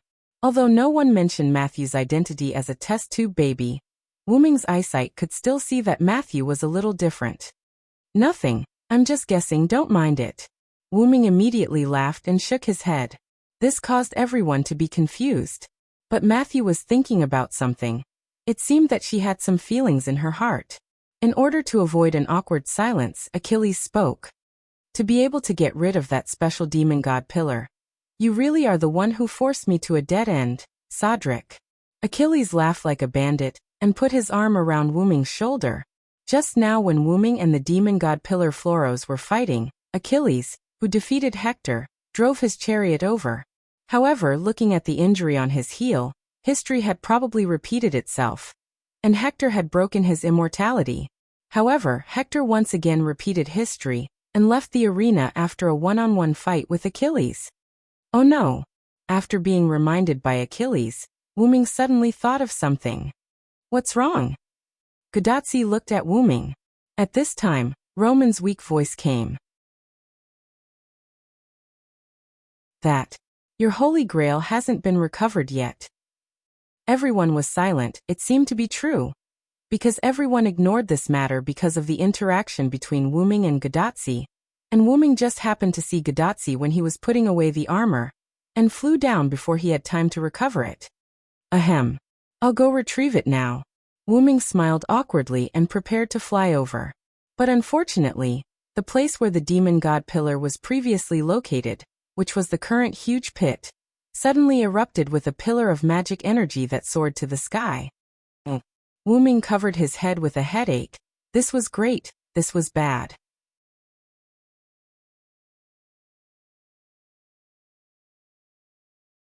Chapter 545. Wu Ming told Sharon and others to take Gadotsi to the distance. Some of the servants knew that they were not strong, so they spontaneously acted as Gadotsi's guards. There were some who were forced to stay by Gadotsi's side, such as Nightingale. As for the willful Xiaoyu, who wanted to go with Wu Ming, she was dismissed by Wu Ming's words. A virtuous wife must first be obedient. The remaining servants followed Wu Ming to the giant pit to see the situation. Achilles was driving the chariot, and Wu Ming, Rama, and Sharon were standing on the chariot. Only Atlanta was not weak, But she did not follow them. Wuming said half-jokingly, "We men are enough. Tachika will be taken care of by you women." These words made Robin Hood and Billy Boy blush with shame. But Geronimo did not care about these things. So Wuming, Sharon, and Rama, along with Achilles, sat on his chariot and flew to the center of the giant pit to see the situation. The giant magic pillar that was visible to the naked eye just now was completely gone at this moment. Because of this, they dared to come to the center to see the situation. The reason was quite simple. Being able to withstand fire damage did not mean that they had to bear it when the fire was burning. They could wait for the fire to extinguish before taking action. Wuming and others also saw that the magic pillar disappeared and rushed over.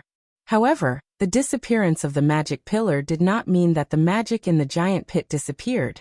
Wu Ming and the others could clearly feel the huge source of mana below them. They were certain that the owner of that mana was below them.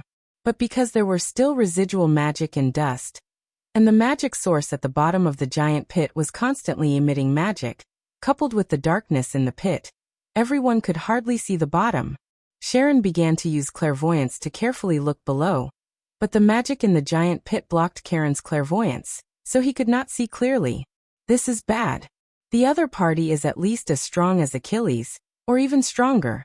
We can't go down rashly. Although Karen's words made Achilles very unhappy, they were the truth.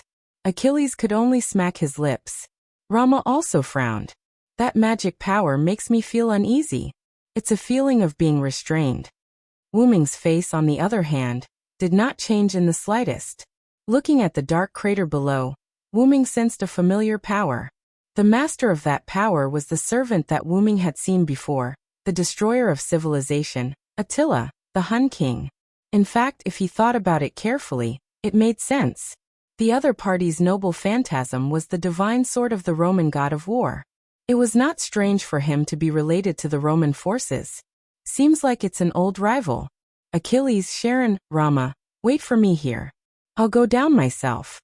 The three of them looked at Wuming with surprise, but considering Wuming's current state, they calmed down.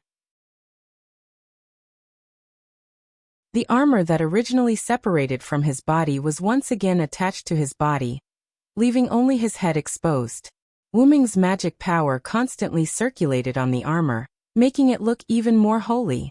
Similarly, Wuming's holy sword, Divine Blade of Salvation, was once again held in Wuming's hand. Pure magic power was also circulating on the sword. Just one strike was enough to make the demon god pillar retreat.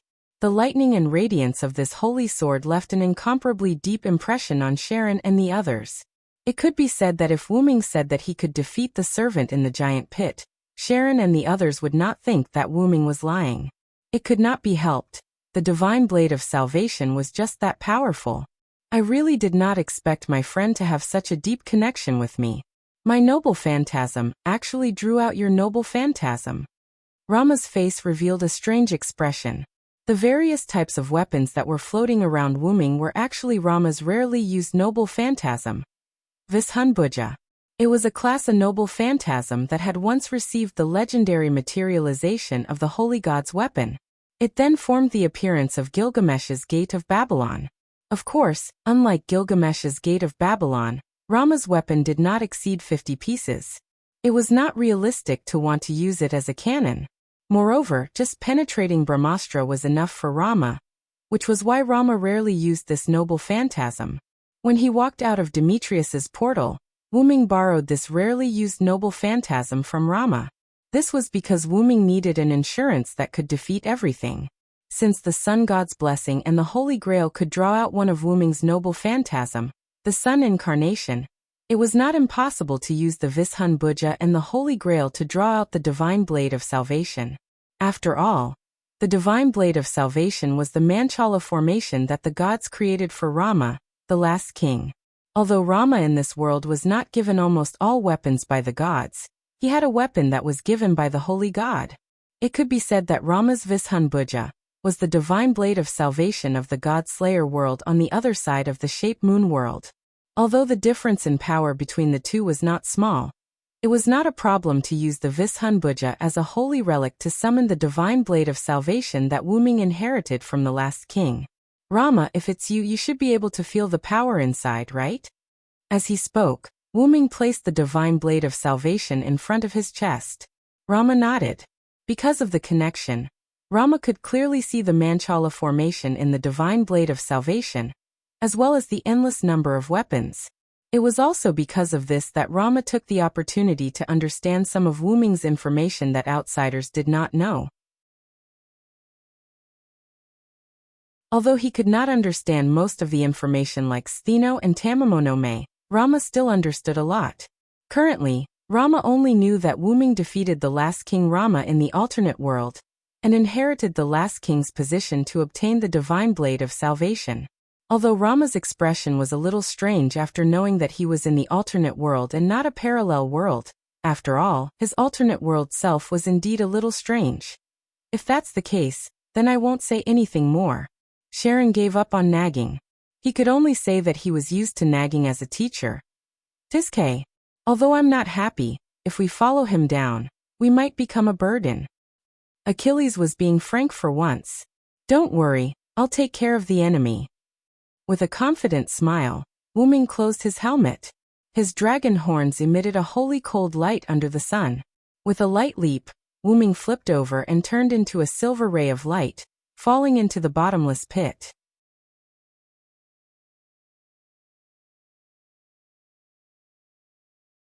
Chapter 546. In the giant pit, Wuming felt as if he had fallen into an abyss. Darkness without light shrouded him. That's strange.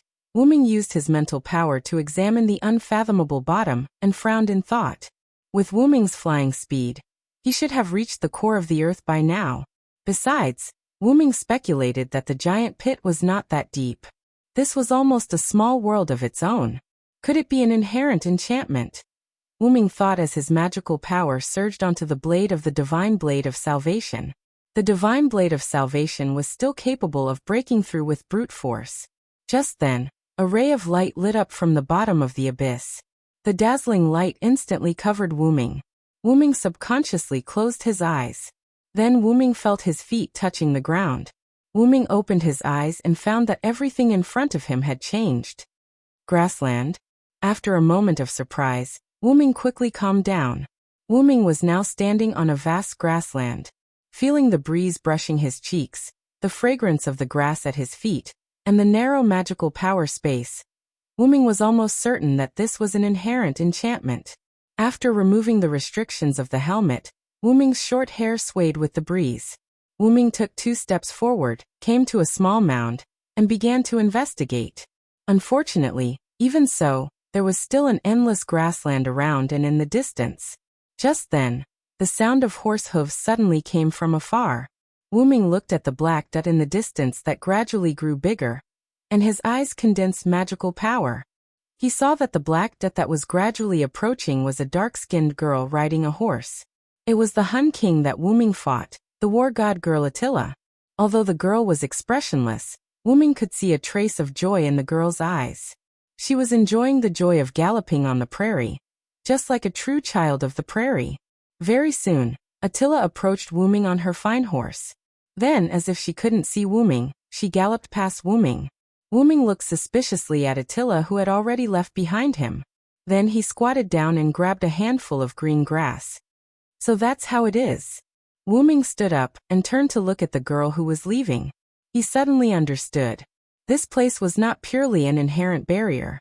As everyone knew, the inherent enchantment was the manifestation of one's mind, and it was used to influence the world. At this moment, even though the grassland here was also considered a physical object, to be more specific, it was an incomparably clear illusion. Wuming looked at the grass in his hand.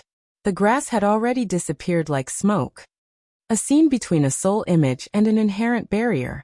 Then, it shouldn't be an inherent barrier that Attila released on her own initiative, right? Looking at Attila, who was gradually turning into a black dot, Wuming pondered. This is probably Attila's memories from when she was a Hun. Wuming guessed correctly. Just like how servants and masters would dream of each other's experiences, this was Attila's dream. Originally, because Attila was too dangerous, Romulus used the Holy Grail to seal Attila. because she was sealed by the Holy Grail. Attila had always been in a state of unconsciousness and dreaming, because the demon god pillar was destroyed, and the Holy Grail was not taken away. Attila relied on the Holy Grail to continue dreaming. After all, Attila was also affected, which was why she was in a state of half-awake.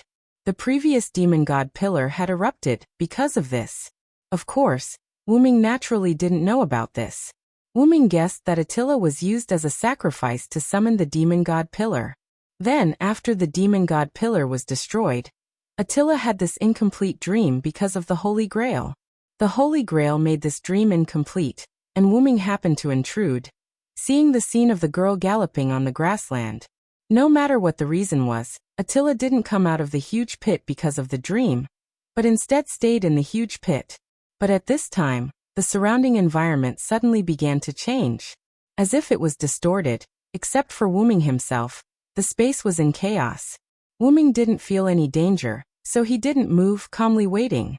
Immediately, the space began to recover, but looking at the color, it shouldn't be a grassland anymore.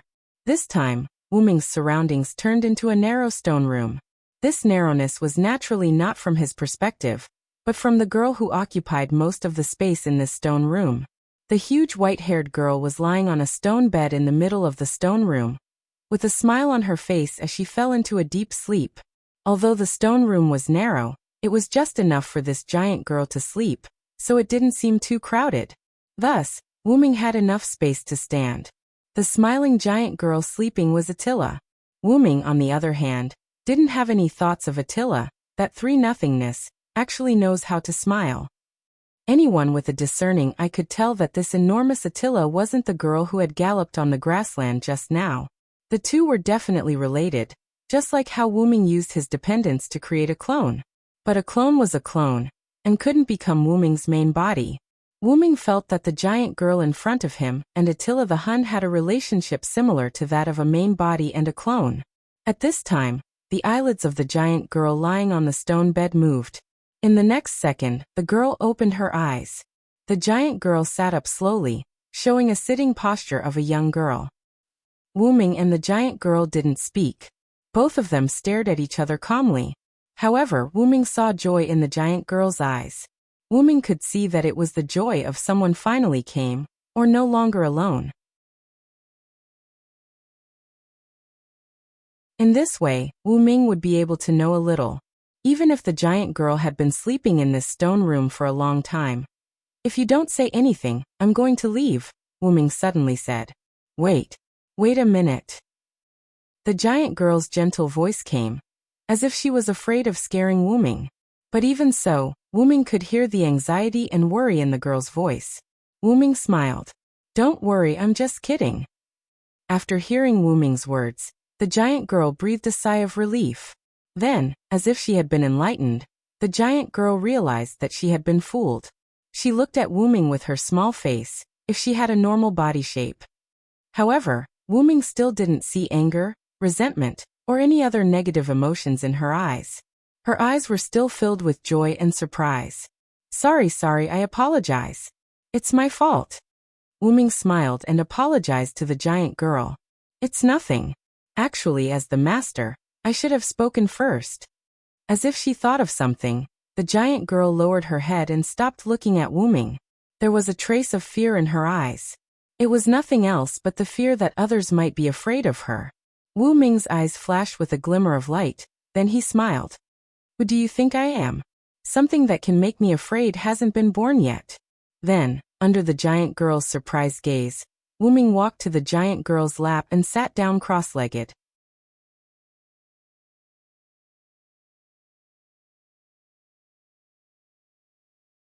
Chapter 547. The giant girl was quite surprised by Wuming's bold behavior, but she didn't chase away Wuming, who was sitting on her lap. Instead, she lowered her head and talked to Wuming. Wuming told Attila his name, and Attila also told her name. However, Wuming was quite familiar with this girl. At least he knew her name long ago, because Wuming had seen this giant girl in the origin of the M-shaped moon world. The Star Scout, the destroyer of civilization, the giant god Attila. This explained why Wuming said to Attila to dream peacefully back in Winterwood City. But Wu-Ming always felt that the name Attila wasn't her real name. After all, this name was the same as the Hun King. Or was the Hun King's name based on Attila's name? Both are possible. But it didn't matter. A name was just a code name. Wu-Ming had many names such as Vilo, Sodlek, Hienryong and Selander. Although there was a name that wasn't really a name. Ahem. If it weren't for the fact that Wu-Ming was his original name, Wu-Ming wouldn't have chosen this name as his real name. After all, to the root of origins dragons, names and whatnot meant nothing. Just like that, Wu-Ming and Attila chatted like a pair of close friends. They got a lot of information from Wu-Ming, or rather, it was Attila who took the initiative to tell Wu-Ming. After all, although Wu-Ming had once soaked in the origin of the M-shaped moon world, Wu-Ming didn't use the origin to investigate the information of the M-shaped moon world. Naturally, he wasn't very clear about Attila's situation. This stone room was actually the control room of a spaceship in the core of the moon. Attila's stone bed was the control panel, and Attila herself was the control lever.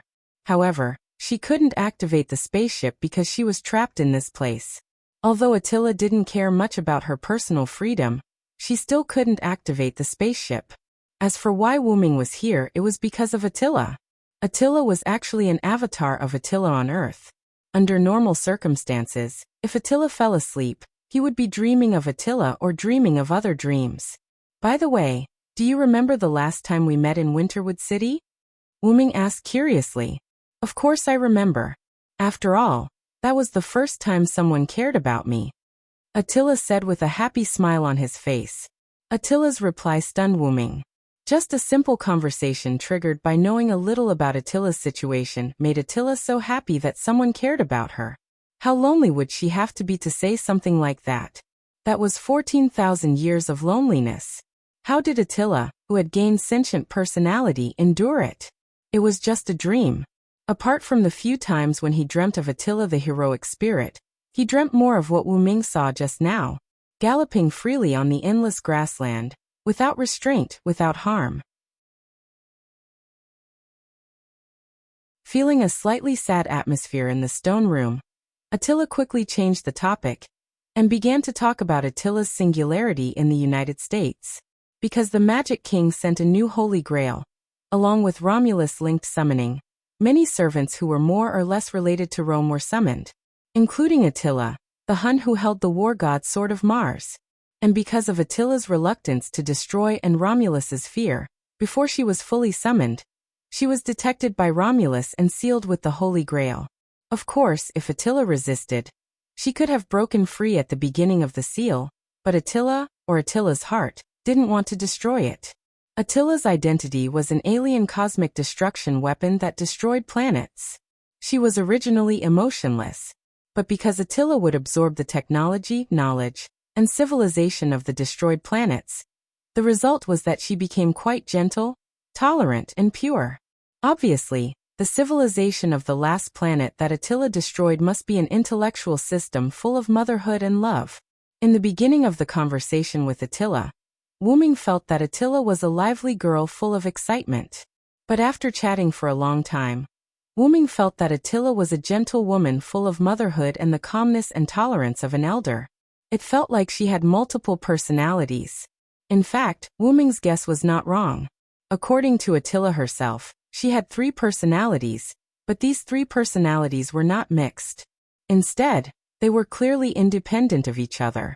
At the beginning, there was the side of a young girl, the side of an intellectual, motherly and tolerant goddess, and the side of a follower, or heroic spirit, Attila, a cold and fearsome warrior side. This was why Wu-Ming could immediately feel that Attila had multiple personalities. Attila's personalities were clearly separated, and were relatively easy to distinguish. It could be said that Attila the giant had the calmness and tolerance of an elder, the illusory and loneliness of a lonely position, and the calmness and coldness of an invader. However, these personalities would change according to the people or things that she faced. Just like Attila, who was frightened at the beginning, that was the delicate and cute side of a young girl. After interacting with Wu-Ming for a while, Attila showed the motherly, intellectual, gentle, and tolerant side of a goddess. As for the warrior side of Attila, it would basically no longer appear in her original body. It would only appear in Attila as a heroic spirit. Afterwards, Wuming asked how he came here. Actually, I pulled your spiritual body here, Attila said with some embarrassment. Her current shy appearance should be that of a young girl. According to Attila, when Attila was sealed by the Holy Grail and brought into the demon god Pillar's body, the seal was still stable. Attila used Attila's identity to dream of galloping on the grasslands. Afterwards, when Wuming got rid of the demon god Pillar, the powerful force destroyed part of the Holy Grail's seal on Attila. As a result, it created a strange area under the huge crater that was neither an environment nor an inherent barrier. It was in between the two. And Wuming just happened to enter Attila's dream. Attila was indeed unable to discover Wuming's existence, but Attila did. Therefore, Attila directly used the Holy Grail and that special area to pull Wuming's spiritual body to the spaceship in the center of the moon. According to Attila, it was like this. Because Wuming, you have been releasing your spiritual power roughly. I thought you were asking me to pull you here. Attila had a careful expression on her face. She was afraid of making Wuming unhappy. Wuming smiled helplessly. It turned out that his spiritual power that was only used for investigation had become a burden. He had to train it properly in the future. And at this time, Wuming thought of something. My use of spiritual power is rough? Does Attila have any methods to help train spiritual power? Immediately Attila nodded. Wuming smiled. This was like a pillow when he was sleepy.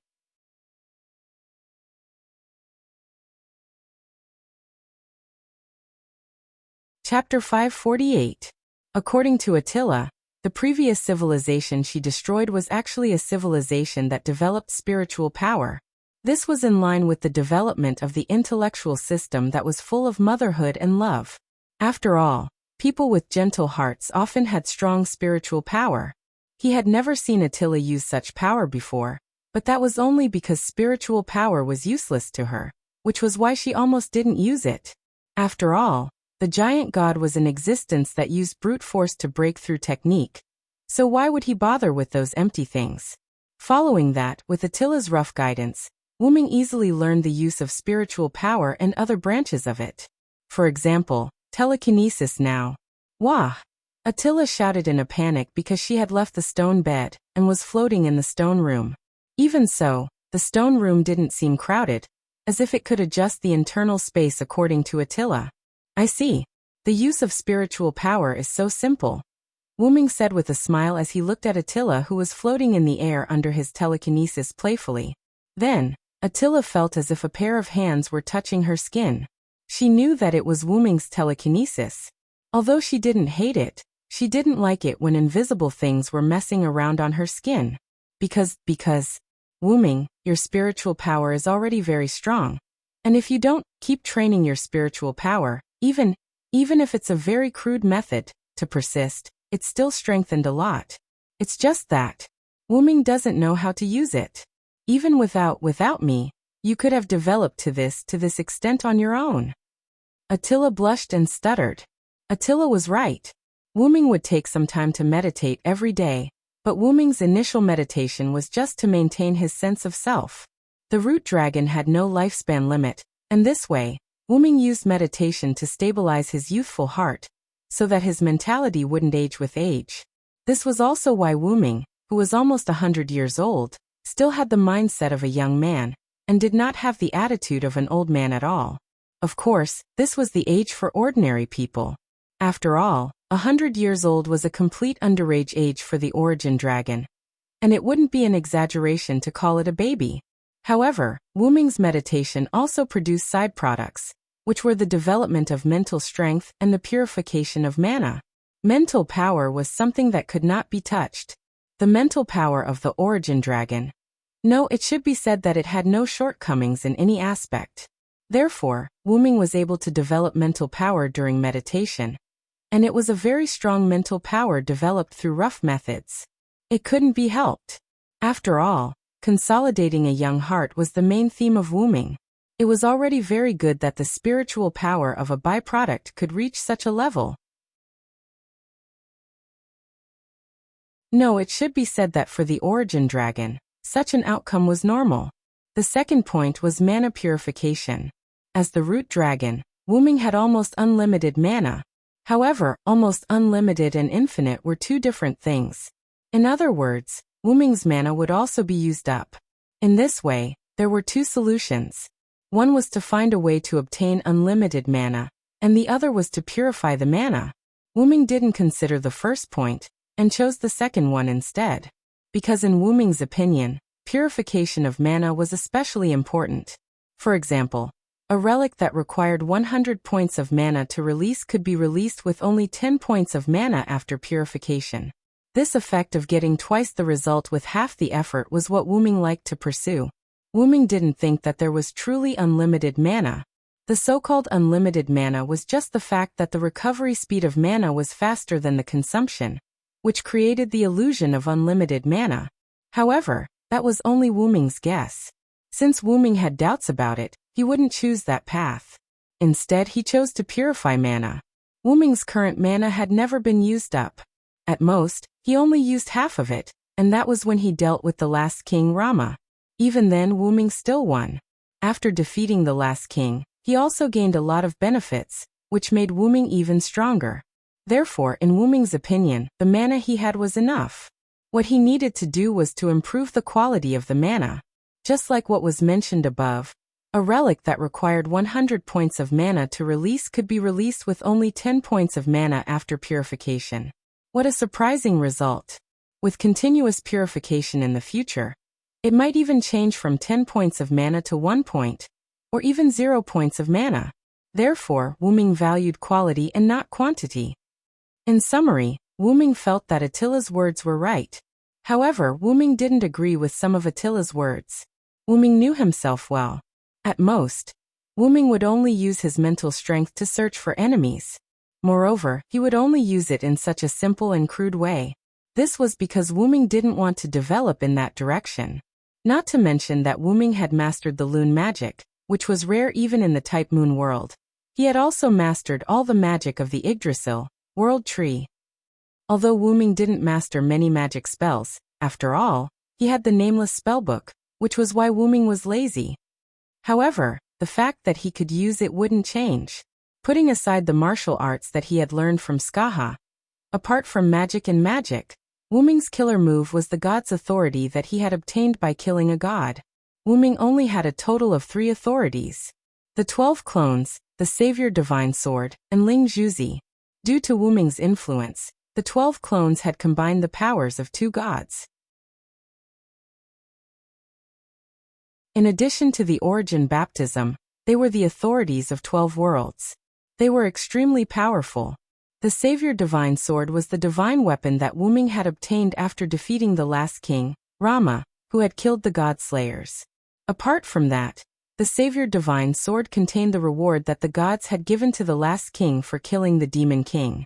It was the Manchala formation that contained almost all of the gods' god relics. The Savior Divine Sword was comparable to an EX-level relic, and separated into the Manchala formation that contained almost all of the gods' god relics. One could say that it was an alternative gate of Babylon.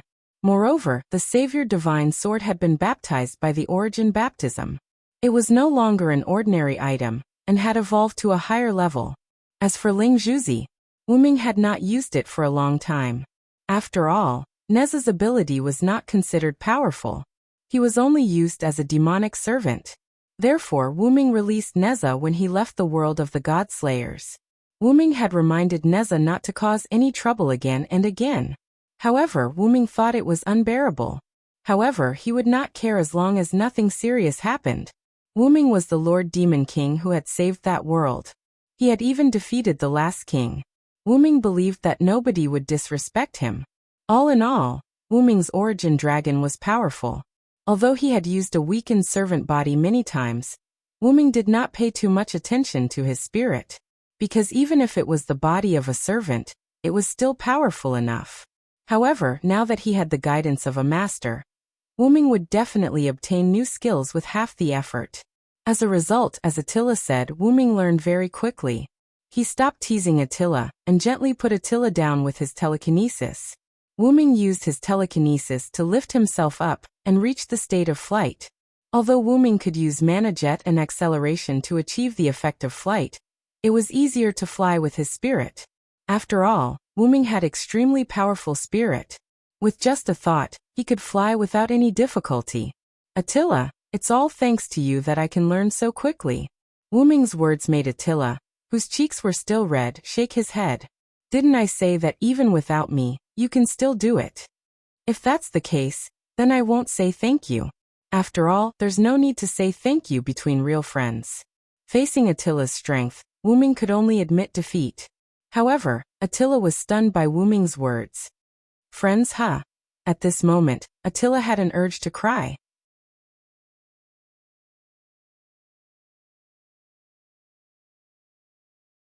Chapter 549. Obviously, Wu-Ming had underestimated Attila's obsession with the word friend. As a result, Attila shed tears of joy in front of Wu-Ming. Although Wu-Ming could tell that Attila was happy, Wu-Ming could only pretend that he did not know.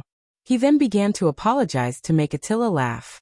After all, Wu-Ming sympathized with Attila, who had been alone for 14,000 years. However, Attila did not need sympathy. If he sympathized with her, it would be an insult to her. No, it should be said that for anyone who could survive 14,000 years alone and still maintain a gentle character, sympathizing with her was equivalent to insulting her. Therefore, Wu-Ming would not sympathize with her. He would only bring her happiness as a friend. As expected, Wu-Ming is very gentle. Although Attila said that, he wasn't a fool. Attila had already felt that she was thinking for him. Wu-Ming smiled helplessly, as no one had ever treated Attila this way. The warmth that Wu-Ming brought to her made her feel extremely gentle. Wu-Ming did not think that he was gentle. It was just a necessary concern for a friend. Even if he was really gentle, he would only have feelings for the people he cared about, such as Mayu and the rest. To Attila, who was a stranger not long ago, Wu-Ming was not gentle at all. Although he was sorry, it was the truth. However, Wu-Ming believed that as time passed, Wu-Ming would be able to treat Attila like how he treated Mayu and the rest. Wu-Ming was just trying his best to talk to her and bring Attila more new things. Without thinking about it, Wu-Ming said to Attila as it was almost time. It's almost time for me to go. After all, Wu-Ming had not completed what he needed to do in the Singularity in the United States. The Celtic Holy Grail was still in Maeve's hands, and he had to get it. Moreover, there was still a Holy Grail in Wu-Ming's relic space. Wu-Ming still had to give it to Chaldea. As for the other Holy Grail, Wu-Ming's Sword of Salvation was the carrier of that Holy Grail. After Wu-Ming finished speaking, Attila looked slightly lonely. Because I pulled your spiritual body here. The flow rate here is completely different from that singularity. Attila blushed and stuttered as she was afraid that she would anger Wu-Ming. When Attila said this, how could Wu-Ming not know? Attila just wanted him to stay a little longer and accompany her more. Wu-Ming wasn't angry, or rather, it should be said that he shouldn't be angry. After being stunned for a while, Wu-Ming smiled. If that's the case, I'll take a break here. After all, this is a rare opportunity to slack off. As Wu-Ming spoke, he flew to Attila's lap and lay down again. Attila was not as surprised as she was last time. Instead, she smiled happily. Just like that, Wu-Ming and Attila started chatting in the stone room. Although it was called chatting, it was basically Wu-Ming talking about his own experiences. Attila was listening, and she would complain about Wu-Ming from time to time. Then, she would be teased by Wu-Ming. When she realized what was going on, both of them laughed. Then Wu-Ming continued. Attila was lonely. She did not ask for anyone to talk to her. However, she felt very happy to have someone tell her stories. Moreover, this was Wu-Ming's story. Attila was very interested in this first friend of hers. After some time, both of them were still in the same mode. One of them was talking, and the other was listening. Suddenly, a hesitant look appeared on Attila's face. Did something happen? Wu-Ming immediately noticed Attila's abnormality and asked patiently. It's almost time. Attila said with a hint of sadness in his voice. Wu-Ming had a rough idea of the time he was referring to when it was almost time. It was almost time for Wu-Ming's spiritual body to disappear. It made sense. Even if the flow of time here was very different from the other side, It was impossible for Wuming to stay here forever. After all, Wuming was now a spiritual body. But this was also good. After all, Wuming's matter at the singularity was not settled yet. Wuming looked at his faintly discernible body, as well as Attila's happy yet lonely eyes, and asked solemnly, "Attila, do you want to go to the outside world? Go to the outside world to see." Attila obviously did not think about this. She was a weapon left behind. Her only purpose was to wait and dream. At least, that was the case for now. Wuming read Attila's thoughts as a weapon from her eyes. "I don't think a creature with such gentle emotions is a weapon. If that's the case, then this world is too cruel to you." With that said, Wuming subconsciously touched his arm as if he was touching something. Wuming thought of Enkidu, who willingly followed him. Back then, Wuming did not have the ability to fight against the gods, so he could only retreat strategically. Enkidu's soul willingly turned into Heavenlock and followed Wuming. Although Enkidu kept saying that she was a weapon and eventually turned into a weapon, even so, Wuming did not think a person with such gentle emotions was a weapon. Even if she was once a weapon and now turned back into a weapon. This principle was the same for Attila. These emotions are just remnants of the previous civilization. I don't have any emotions. With that said, Attila showed a self-deprecating and lonely expression. She slowly lowered her head. "I'm just a weapon. I'm the vanguard of the stars, Attila the giant god." Attila lowered her head more and more as she spoke, and her tone became weaker. In the end, Wuming could not hear what Attila was saying anymore. Attila was almost burying her head in her chest. Although Attila did not have a chest, cough cough, Wuming heard fear in Attila's words. Attila was afraid that Wuming would give up on her, because of her identity as a weapon. This would cause Attila to lose her only friend. "Aren't you looking down on me too much?" Wuming pretended to be angry. He used his telekinesis to fly up and level with Attila's head. He then used his telekinesis to lift Attila's head. "If you think your feelings are so cheap, then I'm really going to be angry." Attila stared at Wuming with her big eyes. She did not say anything. "Although I've just gotten to know you, Attila, I don't think your feelings are fake. If that's the case, what about our friendship?" Wuming's words left Attila speechless and dumbfounded. "I don't think our feelings are fake. Friendship is not judged by the length of time. Even if it's a short relationship, I think it's your true feelings." Wuming said to Attila word by word seriously. "Remember, as long as you want freedom, I'll definitely help you. With my original body's ability, I'll definitely be able to free you from here." Wuming looked at Attila with firm eyes without a trace of deceit. He spoke his thoughts word by word. Wuming did not think that Attila would use her own will to destroy him after being freed, because Attila already had feelings. It was a feeling that was both gentle and pure, strong and tolerant. Wuming felt that such a Attila was qualified to live in the outside world. Wuming. Attila did not know what to say for a moment. "Of course, if you're not satisfied, I'll personally capture those wandering stars, and let them liberate you and give you freedom," Wuming said confidently, giving Attila a feeling of as long as it's him, I'll definitely be able to do it. As the root dragon, Wuming naturally had that kind of ability. It was quite difficult now, but when Wuming became an adult, it would be very easy. "I swear on my identity as the root dragon that as long as you don't give up, our friendship will always exist." Although this was not good for the civilizations that Attila destroyed, the dead were gone. Wuming believed that if those good civilizations were still alive, they would definitely forgive such an innocent girl. As for the opinions of those bad civilizations, sorry, so be it if they were destroyed. "Thank you, my friend." Attila held Wuming in front of her with both hands. Tears flowed down from the corner of her eyes as she smiled happily.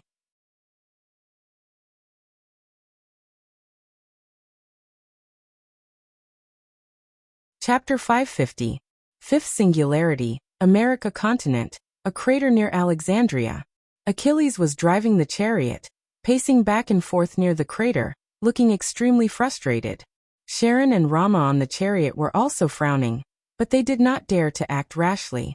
Because it was too strange, there was no movement from the bottom of the crater. It had been a few minutes since Wuming went down. Although they thought that even Wu Ming would not be able to finish the battle in a few minutes, it was too strange that there was no movement at all. Just then, in their magic perception, the magic power in the crater dissipated. Did we win? Ka Rong used his all-seeing eyes and looked down at the area that had become clear. Then, Sharon saw a black shadow flying toward the top of the crater, but Sharon still could not see who it was. Get ready! Sharon raised his bow. Achilles and Rama nodded their heads and took out their weapons. After all, it would be bad if it was not Wu Ming but an enemy. First, it would mean that Wu Ming had been defeated, and it was unknown whether he was alive or dead. Second, if even Wu Ming could not defeat an enemy, it would be a dead end for them. As time passed, the figure came up.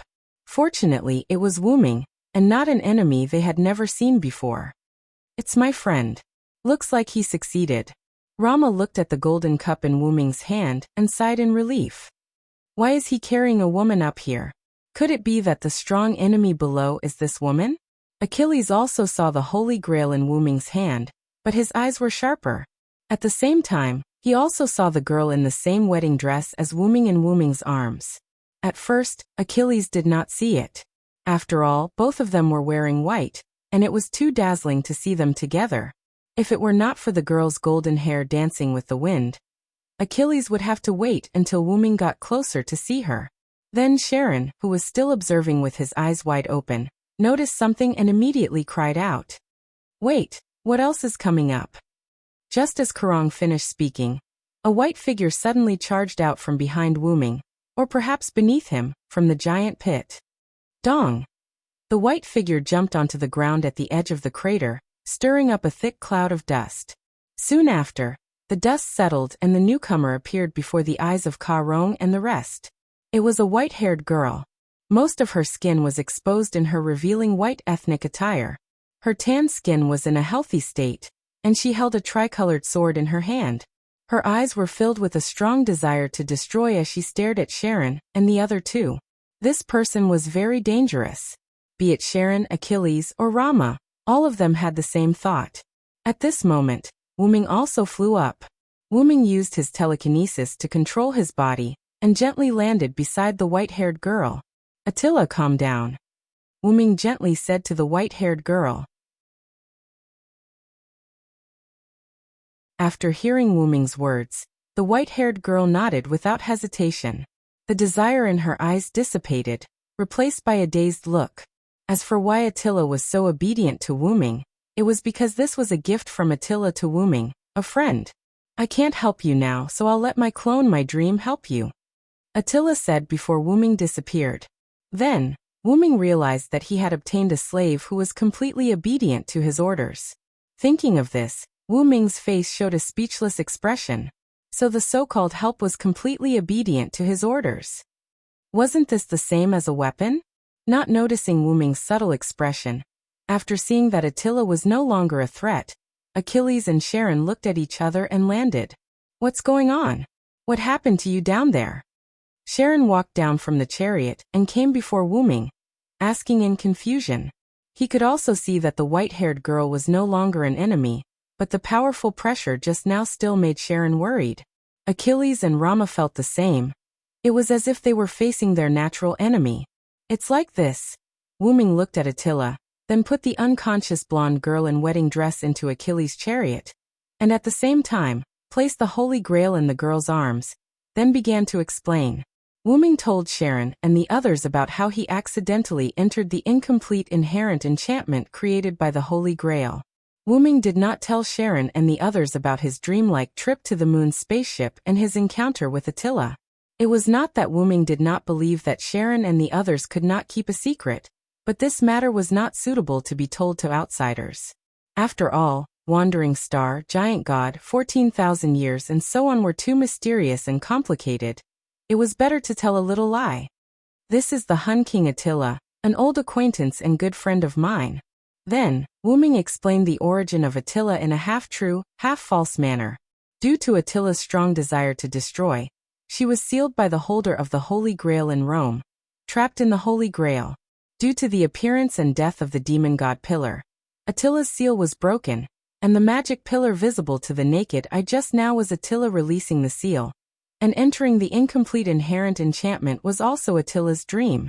In any case, Achilles and Rama believed that she was sealed, just like berserkers desire to destroy. It made them feel like they were facing a great enemy. The golden-haired girl lying on Achilles' chariot was the sacrifice summoned by the demon god Pillar. After the demon god Pillar was destroyed, the girl reappeared. Because she had the support of the Holy Grail by her side, she did not disappear due to excessive weakness. After that, Wuming brought the blonde girl with the Holy Grail out of the huge pit with Attila. Because Attila used the method of jumping, she reached the ground one step faster than Wuming, who flew up. In short, everything is over. Sharon no longer paid attention to the loopholes in Wuming's words, giving Wuming enough face. After all, Wuming was not good at lying. Even if Achilles and Rama were fooled, as a teacher, Sharon was not fooled, and teacher Ma was not that naive. Indeed, now that we have the Holy Grail in Maeve's hands, this singularity can be fixed. The four of them heaved a sigh of relief. This singularity was finally over. Let's go back to Tachika's side. Achilles drove the chariot, carrying Sharon and Rama, while Wuming and Attila walked on the ground. According to Wuming's words, "I want to chat with an old friend." But in reality, Wuming was afraid that Attila would not be used to riding Achilles' chariot, so Wuming felt that it would be better to walk with Attila. And at this moment, a huge amount of magic suddenly condensed in the sky, and a huge circle embedded in the sky appeared in everyone's vision. Immediately, the circle exploded with a powerful magic, and a beam of light descended from the sky, presumably landing at Tachika's place.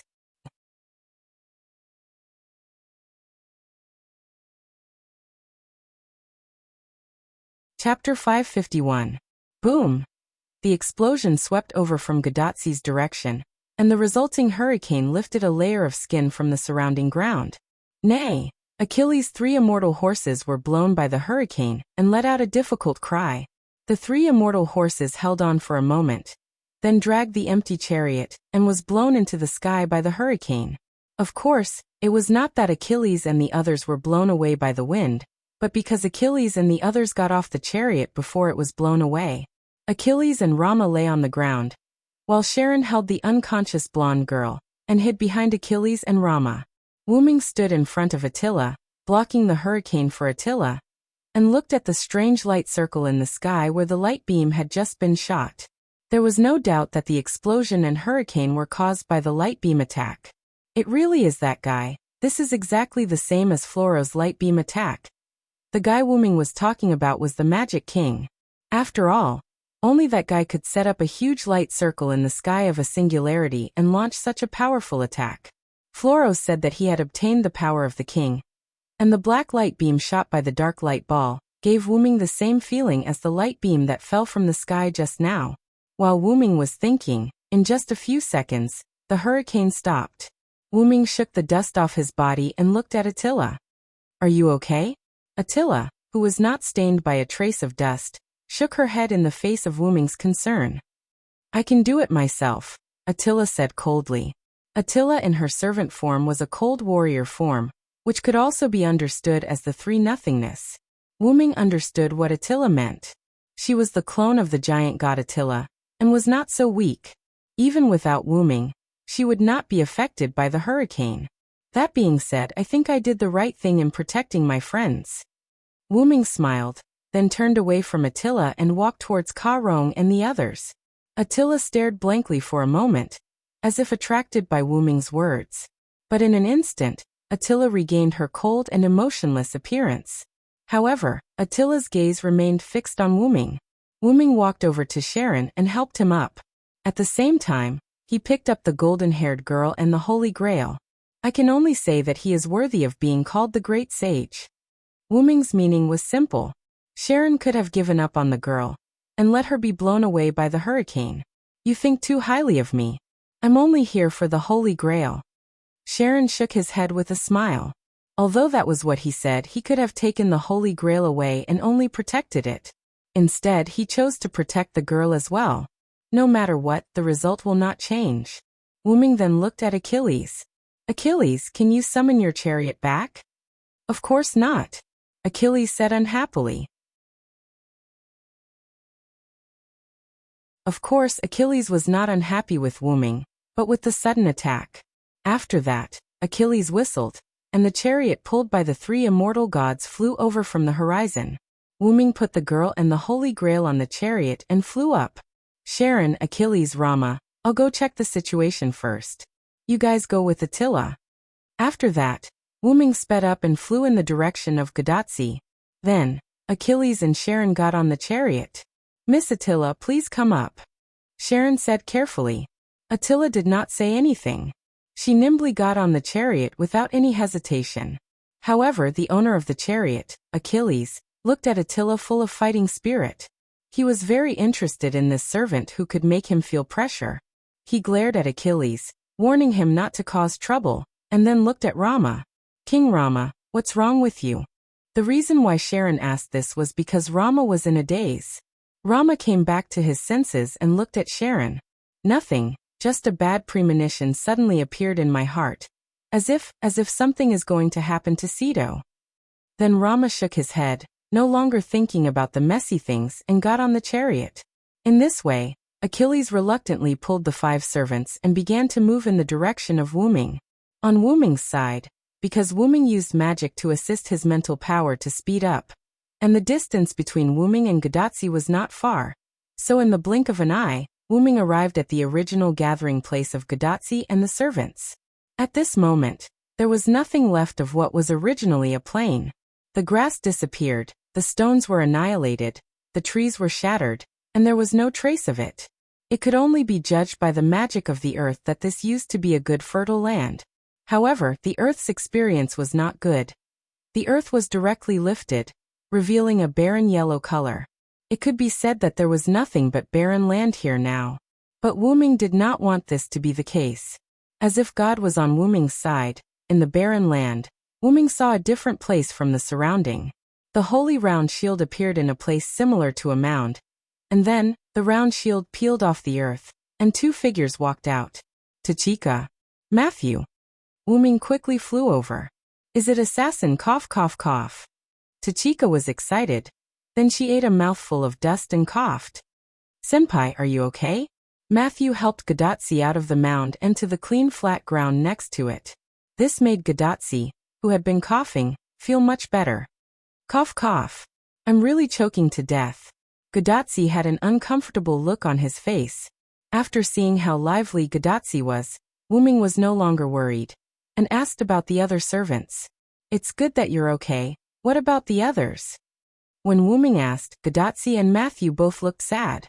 Is that so? I understand. Wu-ming nodded. That was an unnecessary question. Under such an attack, the others might have returned to the martyr's palace. It could be said that they were almost wiped out. In the end, if Matthew didn't react and condensed his noble artifact into a point to protect me, I'm afraid I would have. Gadotsi did not continue. So that was the case. Wu-ming pondered. I'm sorry, Senpai Sarand, I really didn't have the confidence to block that attack, so I could only choose to protect Senpai. Matthew lowered his head in guilt. Then Wu-ming put his hand on Matthew's head. Don't worry, I think they're thinking the same thing. Compared to protecting their dead servants, it's more important to make sure that Tachika is safe. What Wu-ming said was right. When the beam of light was about to hit, all the servants used their strongest noble phantoms to delay the beam of light, so that Mashu could use her noble phantoms to protect Gadotsi. It's okay, Matthew, don't blame yourself. Gadotsi hugged Matthew and comforted him. Since Senpai, it's very dirty. What Mashu meant was that her body was covered with dust, and she looked like a refugee from a slum. It's okay, I like Matthew the most, this is nothing. Gadotsi rubbed her face against Matthew. Senpai. Matthew's face instantly turned red. Although I'm sorry to disturb you, I want to say that the crisis may not be over yet. Wu-ming pointed to the light circle in the sky. You're tuning in to the Li Mei's Wuxia Whispers YouTube channel.